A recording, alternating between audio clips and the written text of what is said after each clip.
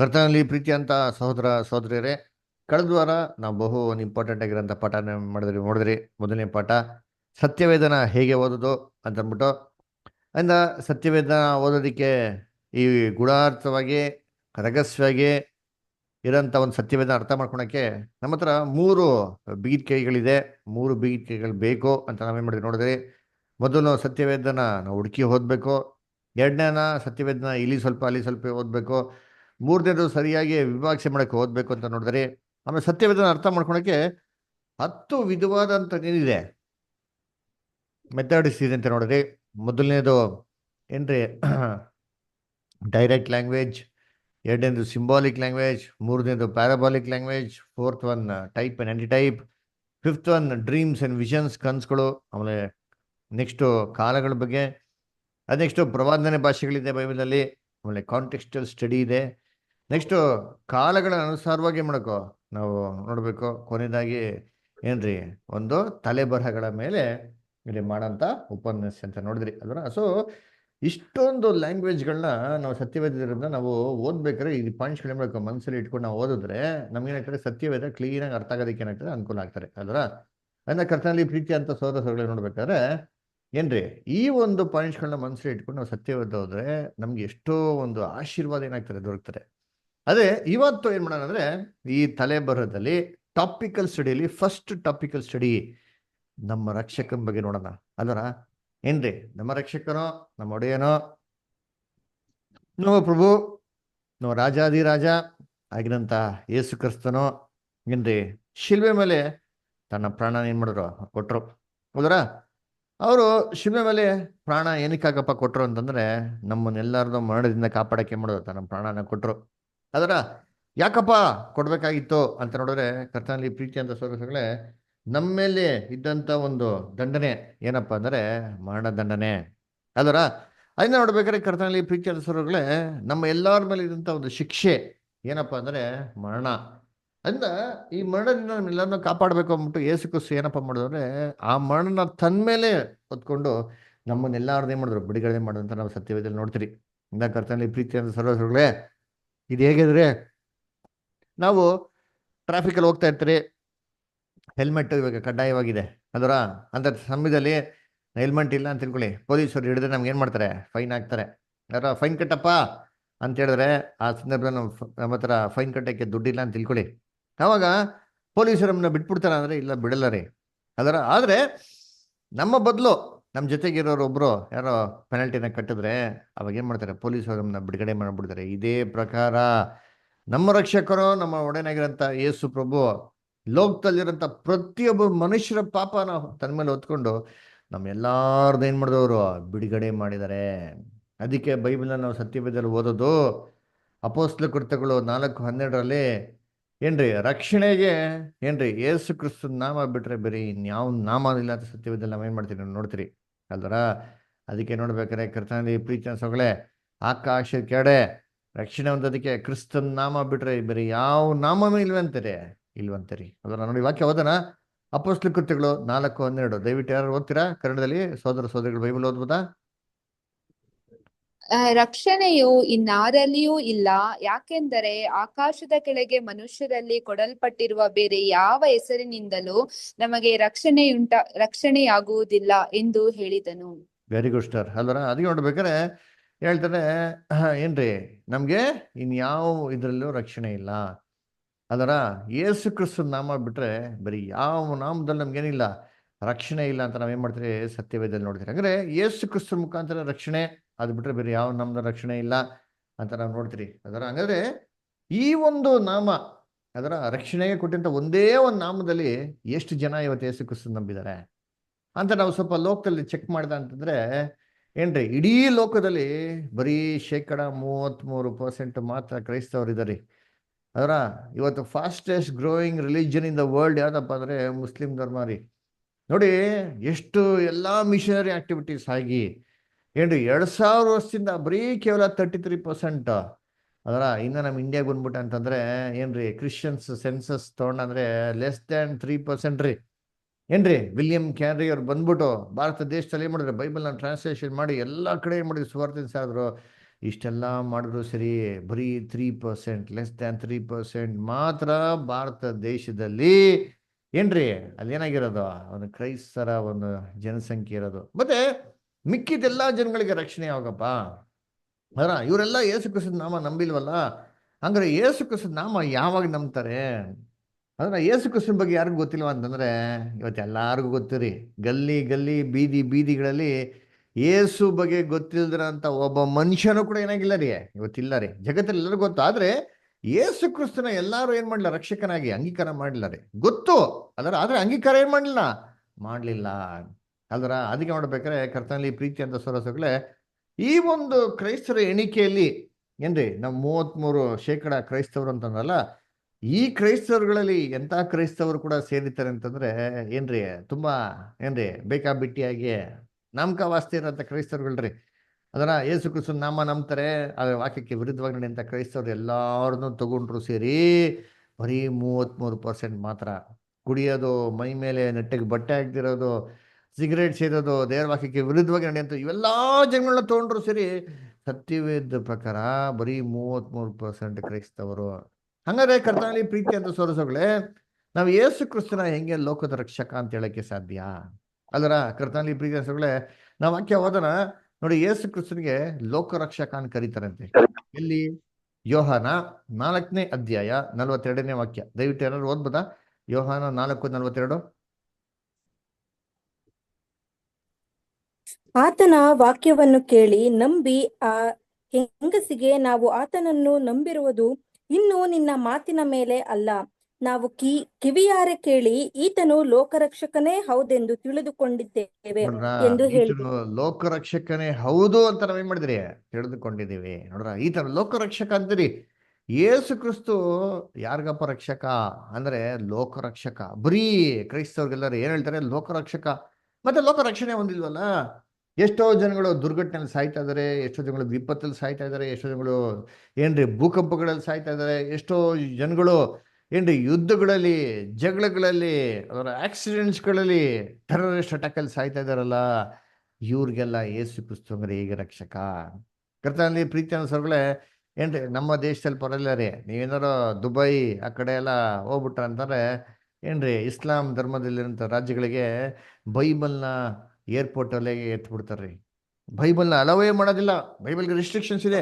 ಮತ್ತೆ ಆ ರಾಜ್ಯದಲ್ಲಿ ಯೇಸು ಕ್ರಿಸ್ತು ಹೆಂಗೆ ರಕ್ಷಕ ಅಲ್ವರ? ನೋಡ್ಬೇಕಾದ್ರೆ ಯೇಸು ಕ್ರಿಸ್ತು ಏನ್ರಿ ಮೊದಲನೇ ಬರಬೇಕಲ್ಲಿ ಬರ್ಬೇಕಾದ್ರೆ ಇಸ್ರೇಲಲ್ಲಿ ತನ್ನ ಕೆಲಸನೇ ಮಾಡೋರು, ತನ್ನ ಸೇವೆ ಮಾಡೋರು. ಅವಾಗ ಯೇಸು ಕ್ರಿಸ್ತನ ಎಷ್ಟು ಜನ ರಕ್ಷಕನಾಗಿ ಅಂಗೀಕಾರ ಮಾಡೋರು, ನೀವೇ ವ್ಯವಸ್ಥೆ ಮಾಡ್ರಿ ಅಂತಂದ್ರ ತನ್ನ ಸ್ವಂತ ಜನಗಳೇ ಅವನ್ನ ಶಿಲ್ಬೆಗೆ ಹಾಕ್ಬಿಟ್ರು. ಕೇವಲ 12 ಜನ ಅಪೋಸ್ತಲರು ಮಾತ್ರ ಏನಾಗಿದ್ದು, ಅದ್ರಲ್ಲಿ ಒಬ್ರು ಅವ್ರನ್ನ ಏನ್ ಮಾಡ್ತಾರೆ, ಹಿಡ್ಕೊಡ್ತಾರೆ ಅಲ್ವರ? ಕರ್ತನಲ್ಲಿ ಈ ಪ್ರೀತಿ ರಸಗಳೇ, ಯೇಸು ಕ್ರಿಸ್ತು ಯಾರು ಎಂದಿಗೂ ಮಾತಾಡದ ರೀತಿಯಲ್ಲಿ ಅಷ್ಟು ಚಂದವಾಗಿ ಮಾತಾಡಿರೋಂಥ ವ್ಯಕ್ತಿ. ಅವ್ರ ಮುಖಾಂತರ ಬರೀ ಕೇವಲ ಇಷ್ಟೇ ಜನ ಶಿಷ್ಯನ ಸಂಪಾದನೆ ಮಾಡಕ್ಕಾಯ್ತು ಅಂತಂದ್ರೆ ಇಡೀ ಲೋಕ ಜನಗಳಿಗೆ ರಕ್ಷಣೆ ಯಾವಾಗ? ಯೇಸು ಕ್ರಿಸ್ತು ಲೋಕ ರಕ್ಷಕ ಹೇಗಾಗೋದಿಕ್ ಸಾಧ್ಯ ಅಲ್ವರ? ಅದಕ್ಕೆ ಸಾಮಾನ್ಯವಾಗಿ ಎಲ್ಲರೂ ಹೇಳೋದೇನು ಅಂತಂದ್ರೆ, ಯೇಸು ಕ್ರಿಸ್ತು 2ನೇ ಬರುವಿಕೆಗಿಂತ ಮುಂಚೆ ದೇವರು ಸಭೆ ಮಕ್ಕಳು ಹೋಗ್ಬಿಟ್ಟು ಲೋಕದ ಕಟ್ಟೆ ಕಡೆಯವ್ರಿಗೆ ಮಾಡಕ್ ಸುವಾರ್ತೆನ ಸಾರಬೇಕು, ಎಲ್ಲಾ ಸಾರ್ಬಿಟ್ಟು ಎಲ್ಲಾನು ಕನ್ವರ್ಟ್ ಮಾಡ್ಬಿಟ್ಟ ಅಂತಂದ್ರೆ ಏನಾಗ್ಬಿಡ್ತಾರೆ ಅವಾಗ, ಏನ್ರಿ ಎಲ್ಲಾರು ಕ್ರೈಸ್ತರಾಗ್ಬಿಡ್ತಾರೆ. ಅವಾಗ ದೇವ್ರ ರಾಜ್ಯ ಸಮೀಪ ಆಗ್ಬಿಡ್ತಾರೆ. ಅವಾಗ ಕ್ರಿಸ್ತನ 2ನೇ ಬರುವಿಕೆಯಲ್ಲಿ ಬರ್ತಾರೆ ಅಂತ ಏನ್ ಮಾಡ್ತಾರೆ ಅಲ್ಲಿ, ಏನ್ರಿ ಕೆಲವು ಜನ ಹೇಳೋದು ಉಂಟು ಅಲ್ಲ. ಸರಿ, ಸತ್ಯವೇದ ಏನಪ್ಪ ಹೇಳ್ತಾರೆ ಇದಕ್ಕೆ? ಯೇಸು ಕ್ರಿಸ್ತನ 2ನೇ ಬರುವಿಕೆ ಸಮೀಕ್ಷೆಗೆ ಸತ್ಯವೇದ ಏನ್ ಹೇಳ್ತದೆ, ಜಗತ್ತಿನ ಸ್ಥಿತಿಗತಿಗಳು ಹೇಗಿರ್ತಾರೆ ಅಂತ ಏನ್ ಹೇಳ್ತಾರೆ ಅಂತ ನೋಡೋಣ. ನೋಡಿ, ಓದೋಣ. ಲೂಕ 17ನೇ ಅಧ್ಯಾಯ 26-27 ಓದಿ. ನೋಹನ ದಿವಸಗಳಲ್ಲಿ ಹೇಗೆ ಇತ್ತೋ ಅದೇ ರೀತಿಯಲ್ಲಿ ಮನುಷ್ಯಕುಮಾರನ ದಿವಸಗಳಲ್ಲಿಯೂ ಇರುವುದು. ನೋಹನು ನಾವೆಯಲ್ಲಿ ಸೇರಿದ ದಿನದವರೆಗೂ ಅವರು ತಿನ್ನುತ್ತಾ ಕುಡಿಯುತ್ತಾ ಮದುವೆ ಮಾಡಿಕೊಳ್ಳುತ್ತಾ ಮತ್ತು ಮದುವೆ ಮಾಡಿಕೊಡುತ್ತಾ ಇದ್ದರು. ಆಗ ಜಲಪ್ರಳಯವು ಬಂದು ಅವರೆಲ್ಲರನ್ನೂ ನಾಶ ಮಾಡಿತು. Thank you star. ನೋಡ್ರ ಹೆಂಗ್ ಹೇಳ್ತಾರೆ ಅಂತಂದ್ರೆ, ನೋವನ ದಿವಸಗಳಲ್ಲಿ ಹೇಗೋ ಹಾಗೆ ಮನುಷ್ಯ ಕುಮಾರನ ದಿವಸಗಳಿರ್ತದೆ. ಇವತ್ತು ನೋವಿನ ದಿವಸಗಳಲ್ಲಿ ಜನಗಳು ಹೆಂಗಿದ್ರು, ತುಂಬಾ ಒಳ್ಳೆಯವರಲ್ವಾ ಅದರ? ಪಾಪ ಅದಕ್ಕೆ ದೇವ್ರ ನಾಶ ಮಾಡ್ಬಿಟ್ರು. ಹೆಂಗಿದ್ರು ಜನಗಳೆಲ್ಲ ಎಲ್ಲ ಹೊಲ್ಸು.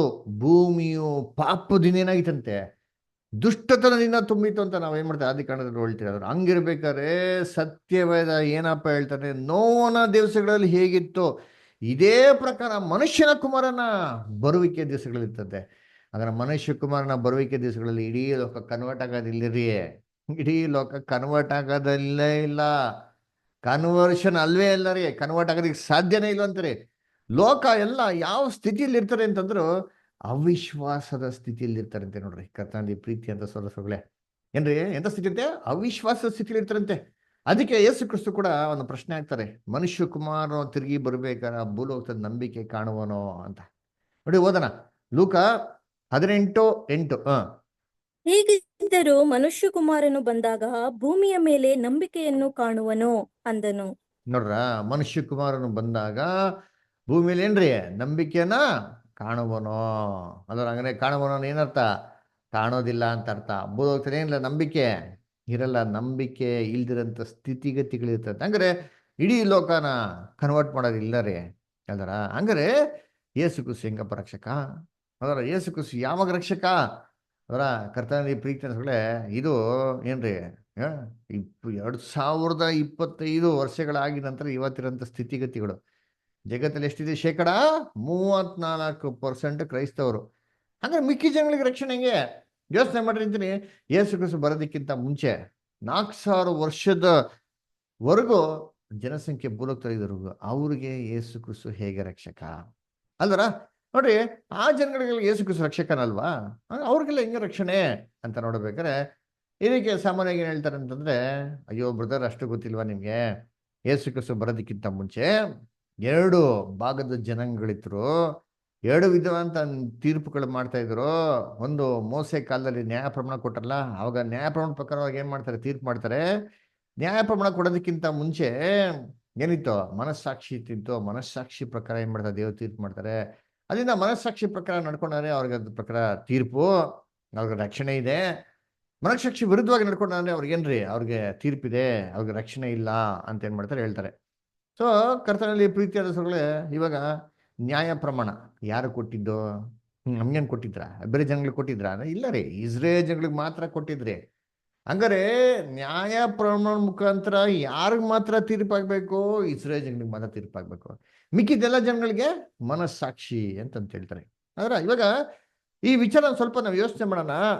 ಏನ್ರಿ, ನ್ಯಾಯ ಪ್ರಮಾಣದ ವಿಚಾರದಲ್ಲಾಗ್ಲಿ ಅಥವಾ ಮನಸ್ಸಾಕ್ಷಿ ಆಧಾರದ ಮೇಲೆ ಆಗ್ಲಿ ಒಬ್ಬ ಮನುಷ್ಯನು ದೇವರ ದೃಷ್ಟಿಯಲ್ಲಿ ನೀತಿವಂತನಾಗೋದಕ್ಕೆ ಸಾಧ್ಯನಾ? ರಕ್ಷಣೆ ಹೊಂದೋದಕ್ಕೆ ಸಾಧ್ಯನಾ ಅಂತ ಪ್ರಶ್ನೆ ಹಾಕಿ ಈ ಪ್ರಶ್ನೆಗೆ ಸತ್ಯವೇದದಲ್ಲಿ ಉತ್ತರ ನೋಡಿದ್ರೆ ಸತ್ಯವೇದ ಏನ್ ಹೇಳ್ತದೆ ನೋಡಿ, ಓದೋಣ. ರೋಮಾಪುರದಲ್ಲಿ 3ನೇ ಅಧ್ಯಾಯ 20ನೇ ವಾಕ್ಯ. ರೋಮಾಪುರದಲ್ಲಿ 3ನೇ ಅಧ್ಯಾಯ 20ನೇ ವಾಕ್ಯ. ಸಹೋದರಿಗಳು ಯಾರು ಹೊಸೊಬ್ರು ಎಲ್ಲ ಓದಂಗಿದ್ರೆ ದಯವಿಟ್ಟು ತಮ್ಮ ಬೈಬಲ್ಗಳನ್ನ ತೆಗೆದು ಓದ್ಬೋದು. ಎಲ್ಲರಿಗೂ ಅವಕಾಶ ಇದೆ. ಯಾರೋ ಬ್ರದರ್ ಸಿಸ್ಟರ್ಸ್ ಯಾರೋ ಇದ್ರೆ, ಯಾರೋ ಬೈಬಲ್ ಓದೋದಕ್ಕೆ ಇಂಟ್ರೆಸ್ಟ್ ಇದೆ, ದಯವಿಟ್ಟು ಅಲ್ಲಿ ನಿಮ್ಮ ಕೆಡೆ ಒಂದು ಮೈಕ್ ಬಟನ್ ಇರ್ತಾರೆ, ಅದನ್ನ ಅನ್ಮ್ಯೂಟ್ ಮಾಡಿ ದಯವಿಟ್ಟು ಎಲ್ಲ ಸಹೋದರ ಸಹೋದರಿಗಳು ಓದ್ಬೋದು. ಓಕೆನಾ? ಸರ್ ದಯವಿಟ್ಟು ಓದ್ರಿ. ಯಾರಾದ್ರು ರೋಮಾಪುರದಲ್ಲಿ 3:20. ಯಾಕೆಂದರೆ ಯಾವನಾದರೂ ನೇಮ ನಿಷ್ಠೆಗಳನ್ನು ಅನುಸರಿಸಿ ದೇವರ ಸನ್ನಿಧಿಯಲ್ಲಿ ನೀತಿವಂತನೆಂದು ನಿರ್ಣಯಿಸಲ್ಪಡುವುದಿಲ್ಲ. ನೋಡ್ರ, ನೇಮ ನಿಷ್ಠೆಗಳನ್ನ ಅನುಸರಿಸಿ ಯಾರೋ ದೇವ ದೃಷ್ಟಿಯಲ್ಲಿ ನೀತಿವಂತನಾಗೋದಕ್ಕೆ ಸಾಧ್ಯ ಇಲ್ಲ ರೀ. ಅಂದ್ರೆ ನ್ಯಾಯ ಪ್ರಮಾಣದ ಮುಖಾಂತರ ಯಾರೋ ನೀತಿವಂತ ಆಗಲ್ಲ ರೀ. ಅಪೊಸ್ತಲ ಪೌಲ್ ಹೇಳ್ತಾರೆ ಗಲಾತ್ಯದಲ್ಲಿ ಏನಂತಂದ್ರೆ, ಯಾರಾದ್ರೂ ಒಬ್ರು ನ್ಯಾಯ ಪ್ರಮಾಣದ ಮುಖಾಂತರ ನೀತಿವಂತರ ಆಗಂಗಿದ್ದಿದ್ರೆ ಕ್ರಿಸ್ತನ ಬಂದು ನಮಗಾಗಿ ಸಾಯಂತದು ಅವಶ್ಯಕತೆನೇ ಇಲ್ಲ, ವ್ಯರ್ಥ ಅಂತಂತ ಹೇಳ್ತಾರೆ. ನೋಡಿ ಬೇಕಾದ್ರೆ ಓದೋಣ ಎಲ್ರಿ, ಗಲಾತ್ಯರು 2:21 ಓದ್ರಿ ಅಂತೀನಿ. ಗಲಾತ್ಯರು 2:21.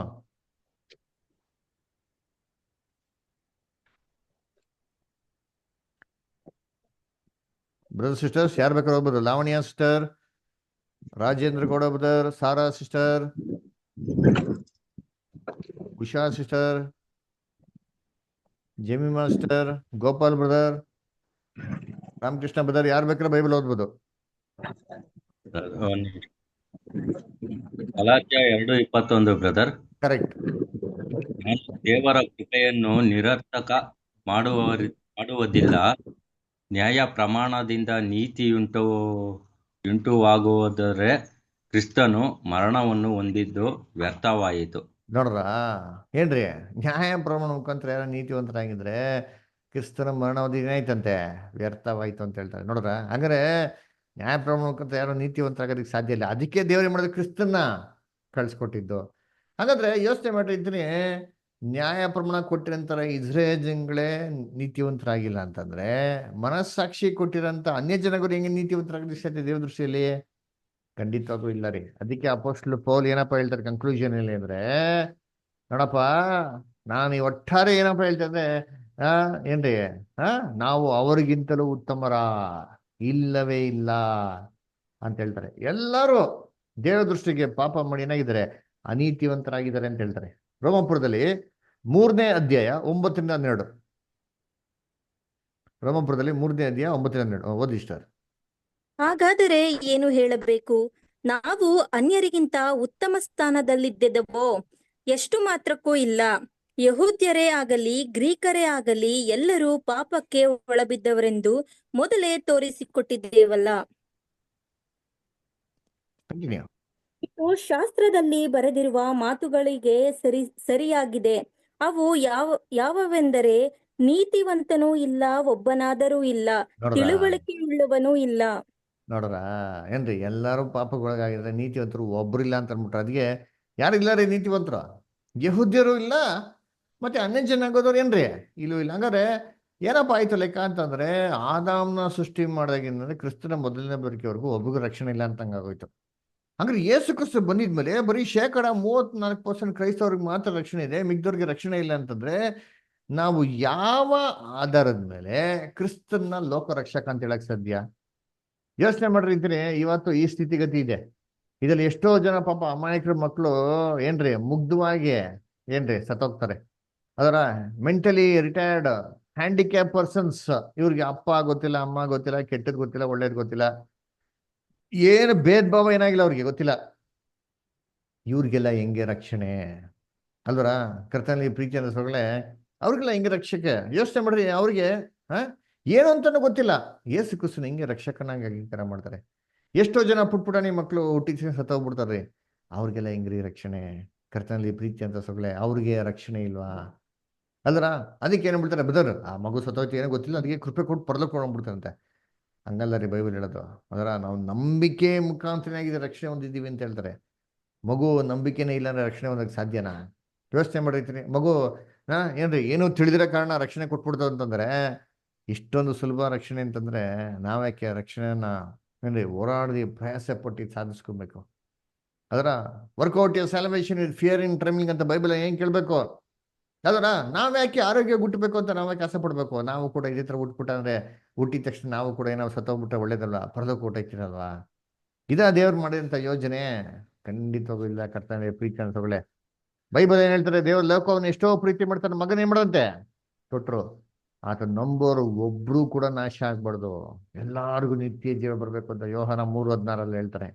ಹಂಗಿರ್ಬೇಕ್ರೆ ಏನ್ರಿ ಯೇಸು ಕ್ರಿಸ್ತು ಹೆಂಗೆ ಲೋಕ ರಕ್ಷಕ ಅಂದ್ರ ಅದನ್ನ ಕರ್ತವ್ಯ ಪ್ರೀತಿ ಅನ್ನೋಳೆ ನಾವ್ ಇವತ್ತೇನಪ್ಪ ಮಾಡೋಣ ಅಂತಂದ್ರೆ ನಾವು ನೋಡೋಣ. ಅದರ ಯೇಸು ಕ್ರಿಸ್ತನ ಬೈಬಲ್ ಹೇಳ್ಬೇಕಾರೆ ಹೇಳ್ತಾರೆ, ಸಮಾಧಾನ ಪ್ರಭು ಅಂತ ಏನ್ ಮಾಡ್ತೀರಿ ನಾವು ನೋಡ್ತೀರಿ. ಇವತ್ತು ಲೋಕದಲ್ಲಿ ಸಮಾಧಾನ ಇದೆಯಾ ಹೇಳ್ರಿ? ಎಲ್ಲಿದೆ ಸಮಾಧಾನ?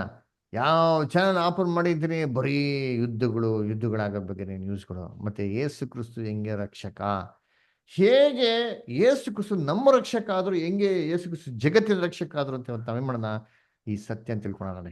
ಅದರ ಅದಕ್ಕೆ ಅವನ ವಾಕ್ಯ ಹೋದನ 1ನೇ ತಿಮೋತಿ 2ನೇ ಅಧ್ಯಾಯ 3-6. ಯಾರು ಓದ್ತೀರಾ ಬ್ರದರ್ ಸಿಸ್ಟರ್ಸ್? ಗೋಪಾಲ್ ಬ್ರದರ್ ಓದ್ತೀರಾ? ಓದ್ರಿ ಯಾರಾದ್ರ? ಹಾಗೆ ಮಾಡುವುದು ನಮ್ಮ ರಕ್ಷಕನಾದ ದೇವರ ಸನ್ನಿಧಿಯಲ್ಲಿ ಮೆಚ್ಚುಗೆಯಾಗಿಯೂ ಯೋಗ್ಯವಾಗಿಯೂ ಅದೇ. ಎಲ್ಲ ಮನುಷ್ಯರು ರಕ್ಷಣೆಯನ್ನು ಹೊಂದಿ ಸತ್ಯದ ಜ್ಞಾನಕ್ಕೆ ಸೇರಬೇಕೆಂಬುದು ಆತನ ಚಿತ್ತವಾಗಿದೆ. ಏಕೆಂದರೆ ದೇವರು ಒಬ್ಬನೇ, ದೇವರಿಗೂ ಮನುಷ್ಯರಿಗೂ ಮಧ್ಯಸ್ಥನು ಒಬ್ಬನೇ, ಆತನು ಮನುಷ್ಯನಾಗಿರುವ ಕ್ರಿಸ್ತ ಯೇಸುವೆ. ನೋಡ್ರಾ ಅದಕ್ಕೆ ಹೇಳ್ತಾರೆ ಏನ್ರಿ ನೋಡ್ಬೇಕಾರೆ ಎಲ್ಲಾರ ವಿಮೋಚನಾರ್ಥಕವಾಗಿ ತನ್ನ ತಾನೇ ಒಪ್ಪಿಸ್ಕೊಟ್ಟನು ಅಂತ ಏನ್ ಮಾಡ್ತಾರೆ ಹೇಳ್ತಾರೆ. ಅದರ ದೇವರು ಒಬ್ಬನೇ, ದೇವ್ರಿಗೂ ಮನುಷ್ಯರಿಗೂ ಮಧ್ಯಸ್ಥನೊಬ್ಬನೇ, ಆತನ ಮನುಷ್ಯನಂತ ಯೇಸು ಕ್ರಿಸ್ತವು ತಾನೇ ವಿಮೋಚನಾರ್ಥಕವಾಗಿ ಏನ್ ಮಾಡೋದಂತೆ ಅವ್ರು ಒಪ್ಪಿಸ್ಕೊಟ್ರು ಅಂತ ನಾವು ನೋಡ್ತೀರಿ ಅದರ.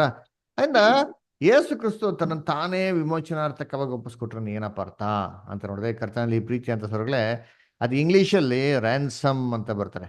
ಅದರ Jesus Christ gave himself A ransom for all ಅಂತ ಸತ್ಯವೇದಲ್ಲಿ ನಾವು ಏನ್ ಮಾಡ್ತೀವಿ ನೋಡ್ತೀರಿ. ಅದರ ಈ ರ್ಯಾನ್ಸಮ್ ಅಂತ ಪದ ಏನಂತ ಬರ್ತದೋ, ಇದು ಗ್ರೀಕಲ್ಲಿ ಬರೋ ಅಂತ ಪದ ಏನಪ್ಪಾ ಅಂತಂದ್ರೆ ಆಂಟಿ ಲೂಥ್ರಾನ್ ಅಂತ ನೋಡ್ತೀವಿ. ಆಂಟಿ ಲೂಥ್ರಾನ್ ಅದೇ ಪದದ ಅರ್ಥ ಸರಿ ಸಮಾನವಾಗಿರೋಂಥ ಬೆಲೆ. ಹಂಗಾರೆ ಯೇಸು ಕ್ರಿಸ್ತು ರ್ಯಾನ್ಸಮ್ ಕೊಟ್ಟರು, ಸರಿ ಸಮಾನವಾಗಿರೋ ಬೆಲೆ ಕೊಟ್ಟರು ಅಂತಂದು ಹೇಳ್ತಾರೆ.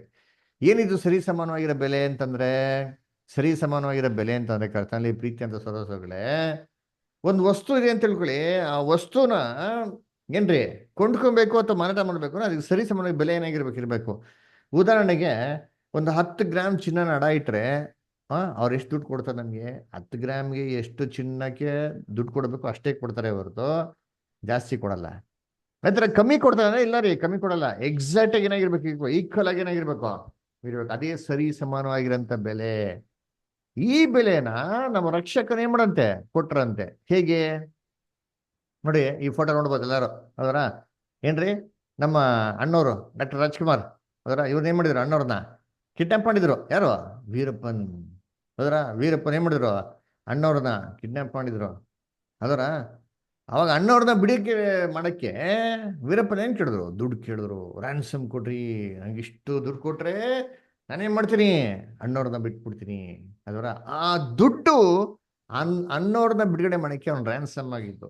ಇದೇ ಪ್ರಕಾರ ಕರ್ತನಲ್ಲಿ ಪ್ರೀತಿ ಅಂತ ಸೋದರಸರುಗಳೇ, ನಮ್ಮ ರಕ್ಷಕನು ಒಡೆಯನಂತ ಯೇಸು ಕ್ರಿಸ್ತನು ಏನ್ರಿ ಇಡೀ ಮನುಕುಲನ ಬಿಡುಗಡೆ ಮಾಡೋದಕ್ಕೋಸ್ಕರ ತನ್ನ ತಾನೇ ಮುಡಂತೆ ರ್ಯಾನ್ಸಮ್ ಕೊಟ್ರಂತೆ.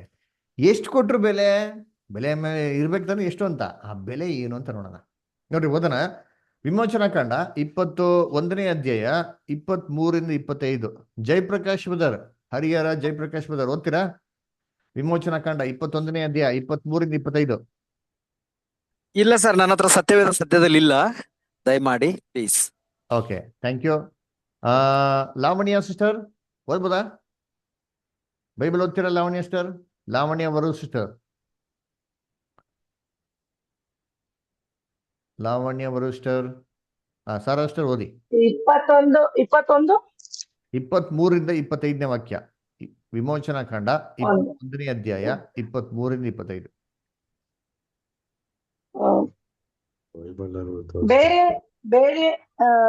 ಬೇರೆ ಹಾನಿಯಾದ ಪಕ್ಷಕ್ಕೆ ಪ್ರಾಣಕ್ಕೆ ಪ್ರತಿಯಾಗಿ ಪ್ರಾಣವನ್ನು ಕೊಡಿಸಬೇಕು.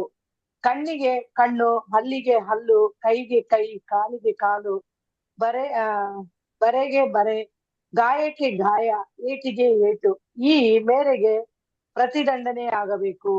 Very good star. ನೋಡ್ರ, ಇಲ್ಲಿ ಏನ್ ಮಾಡ್ತಾರೆ, ದೇವರು ನೀತಿ ಬೆಲೆ ಕೇಳ್ತಾರೆ. ನೋಡಿದ್ದೀನಿ ಏನಪ್ಪ ಬೆಲೆ ಕೇಳ್ತಾರೆ ಅಂದ್ರೆ, ಸ್ಪಷ್ಟವಾಗಿ ಹೇಳ್ತಾರೆ ದೇವರ ತಕ್ಕಡಿ ಏನ್ ಕೇಳ್ತಾರೆ ಅಂತ. ಕಣ್ಣಿಗೆ ಕಣ್ಣು, ಹಲ್ಲಿಗೆ ಹಲ್ಲು, ಕೈಗೆ ಕೈ, ಕಾಲಿಗೆ ಕಾಲು, ಜೀವಕ್ಕೆ ಜೀವ, ಏಟಿಗೆ ಏಟು, ಬರೆಗೆ ಬರೆ, ಜೀವಕ್ಕೆ ಜೀವ. ಒಂದು ಕಣ್ಣಿಗೆ ಒಂದು ಕಣ್ರಿ, ಒಂದು ಕೈಗೆ ಒಂದೇ ಕೈ ರೀ, ಒಂದು ಕೈಗೆ ಹಲವಾರು ಕೈ ಅಲ್ಲ ರೀ.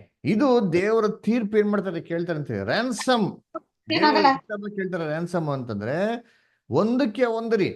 ಅದರ ಹೆಂಗಿರ್ಬೇಕು, ಕ್ಲೀನ್ ಈಕ್ವಲ್ ಆಗಿ ಏನಾಗಿರ್ಬೇಕು, ಒಂದಕ್ಕೆ ಎರಡಲ್ಲ ರೀ. ಅದರ ಒಂದು ಜೀವಕ್ಕೆ ಬದಲಾಗಿ ಒಂದೇ ಜೀವ ಅಂತ ಏನ್ ಮಾಡ್ತಾರೆ ಹೇಳ್ತಾರೆ. ಅದರ ಸರಿ ಆಗಿರ್ಬೇಕಾದ್ರೆ ಕರ್ತನಲ್ಲಿ ಪ್ರೀತಿ ಅಂತ ಸ್ವರಗಳು ಯೋಚನೆ ಮಾಡಿರ್ತೀನಿ. ಯೇಸು ಕ್ರಿಸ್ತು ಅಂತ ಇದು ಒಂದೇ ಜೀವ. ಅವ್ರು ಎಲ್ಲರಿಗೂ ಹೆಂಗ್ ಕೊಡಕ್ ಸಾಧ್ಯ? ಉದಾಹರಣೆಗೆ ಒಂದ್ ಬಸ್ ಟಿಕೆಟ್ ಅಲ್ಲಿ ಎಷ್ಟು ಜನ ಹೋಗ್ಬೋದು ಹೇಳ್ರಿ? ಒಂದ್ ಬಸ್ ಟಿಕೆಟ್ ಅಲ್ಲಿ ಎಷ್ಟು ಜನ ಹೋಗ್ಬೋದಾ? ಒಬ್ಬರೇ ಪ್ರಯಾಣ ಮಾಡಕ್ ಸಾಧ್ಯ. ಒಬ್ಬರೇ ಪ್ರಯಾಣ ಮಾಡಕ್ ಸಾಧ್ಯ ಇಲ್ಲ. ನಾನು ಇನ್ನೊಂದ್ ಸ್ವಲ್ಪ ಅಡ್ಜಸ್ಟ್ ಮಾಡ್ಕೊಂತೀನಿ ಸರ್, ಒಂದೇ ಸೀಟಲ್ಲಿ ಇಬ್ರು ಕೂತ್ಕೊಂತೀರಿ, ಬಿಟ್ಬಿಡಿ ಅಂತ ಬಿಡ್ತಾರೆ ಕಂಡಕ್ಟರ್. ಇಲ್ಲ ರೀ, ಆಗಲ್ಲ. ಒಂದು ಟಿಕೆಟ್ ಅಲ್ಲಿ ಒಬ್ರೇ ಅಲ್ವರ. ಅದೇ ಪ್ರಕಾರ ಒಂದು ಜೀವನೇ ಇನ್ನೊಂದು ಜೀವ ಕೊಡಕ್ ಸಾಧ್ಯ. ಇವಾಗ ಕ್ರಿಸ್ತನ ಹತ್ರ ಎಷ್ಟಪ್ಪ ಇತ್ತು ಜೀವ ಅಂದ್ರೆ ಒಂದೇ ಜೀವ ಇದ್ದಿದ್ದು. ಮತ್ತೆ ಎಲ್ಲಾರ್ಗು ಹೆಂಗ್ ಸಾಯೋದಿಕ್ ಸಾಧ್ಯ? ಸಾಯೋದಿಕ್ ಸಾಧ್ಯನೇ ಇಲ್ಲ. ಈ ಪ್ರಮಾಣದ ಪ್ರಕಾರ, ಈ ವಾಕ್ಯದ ಪ್ರಕಾರ ನೋಡೋದಂದ್ರೆ ಸಾಧ್ಯ ಇಲ್ಲ. ಅದು ಸಾಧ್ಯ ಆಯ್ತು ಹೇಗೆ? ಕರೆಕ್ಟಾ? ಈ ವಾಕ್ಯದ ಪ್ರಕಾರ ಏನ್ ಹೇಳ್ತಾರೆ? ಒಂದು ಜೀವಕ್ಕೆ ಒಂದು ಜೀವ ಅಂತ ಹೇಳ್ತಾರೆ. ಯೇಸು ಕ್ರಿಸ್ತ ಒಂದೇ ಜೀವ ರೀ, ಮತ್ತೆ ಎಲ್ಲಾರ್ಗು ಹೆಂಗ್ ಕೊಡಕ್ ಸಾಧ್ಯ? ಸಾಧ್ಯವಾಗ್ತಾ ಇಲ್ಲ.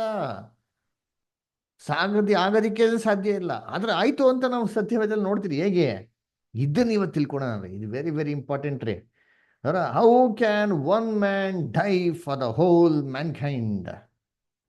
ಅದರ ಒಬ್ಬೇ ಒಬ್ಬ ಮನುಷ್ಯ ಇಡೀ ಜಗತ್ತಲ್ಲಿ ಎಲ್ಲರೂ ಹೇಗೆ ಸಾಯೋದಕ್ಕೆ ಸಾಧ್ಯ? ಏನಾಯ್ತು? ಹೆಂಗ್ ಸಾಧ್ಯ ಆಯ್ತು? ನಾವೇ ಮಾಡ್ತೀವಿ. ಹೇಗೆ ರ್ಯಾನ್ಸಮ್ ಕೊಟ್ರು, ಈಡುಬಲಿ ಹೇಗೆ ಕೊಟ್ರು, ವಿಮೋಚನಾ ಕ್ರಯದನ್ನ ಹೇಗೆ ಕೊಟ್ರು ಅಂತ ನಾವೇನ್ ಮಾಡೋಣ, ನಾವು ನೋಡೋಣ. ಅದರ ಕರ್ತನಲ್ಲಿ ಪ್ರೀತಿ ಅನ್ಸೋಗಳೇ, ಯೇಸು ಕ್ರಿಸ್ತು ತಿದ್ದಿದ್ದು ಒಂದೇ ಜೀವ ರೀ. ಅದರ ಅವ್ರ ಒಂದು ಜೀವನ ಒಂದೇ ಮನುಷ್ಯನ್ ಕೊಡಕ್ಕೆ ಸಾಧ್ಯ, ಎಲ್ಲಾರು ಮನುಷ್ಯನ್ ಕೊಡಕ್ಕೆ ಖಂಡಿತಕ್ಕೂ ಸಾಧ್ಯ ಇಲ್ಲ. ಮತ್ತೆ ಆ ಮನುಷ್ಯ ಯಾರು?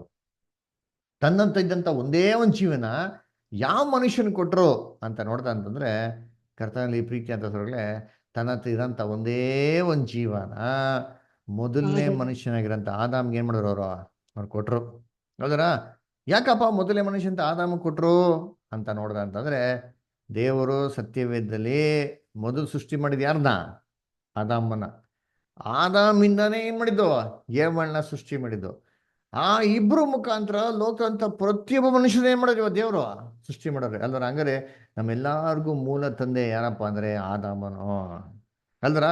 ಅದನ್ನ ಈ ಆದಾಮನ ಮುಖಾಂತರ ಲೋಕದಂತ ಪ್ರತಿಯೊಬ್ಬ ಮನುಷ್ಯನ ಮಾಡಿದವರು ಅದು ಸೃಷ್ಟಿ ಮಾಡಿರೋದು. ನೋಡಿ ವಾಕ್ಯ ಓದನ, ಅಪೊಸ್ತಲ ಕೃತ್ಯಗಳು 17:26. ಲೂಕ್ ಗಂಗಮ್ಮ ಸಿಸ್ಟರ್ ಓದ್ಬೋದಾ? ಲೂಕ್ ಗಂಗಮ್ಮ ಅಪೊಸ್ತಲ ಕೃತ್ಯಗಳು 17:26 ಓದ್ಬೋದಾ ತಾವು? ಸರ್ ಹಂಗೆ ಹೇಳ್ತೀರಾ ಸರ್? ಓದ್ತೀನಿ ಸರ್.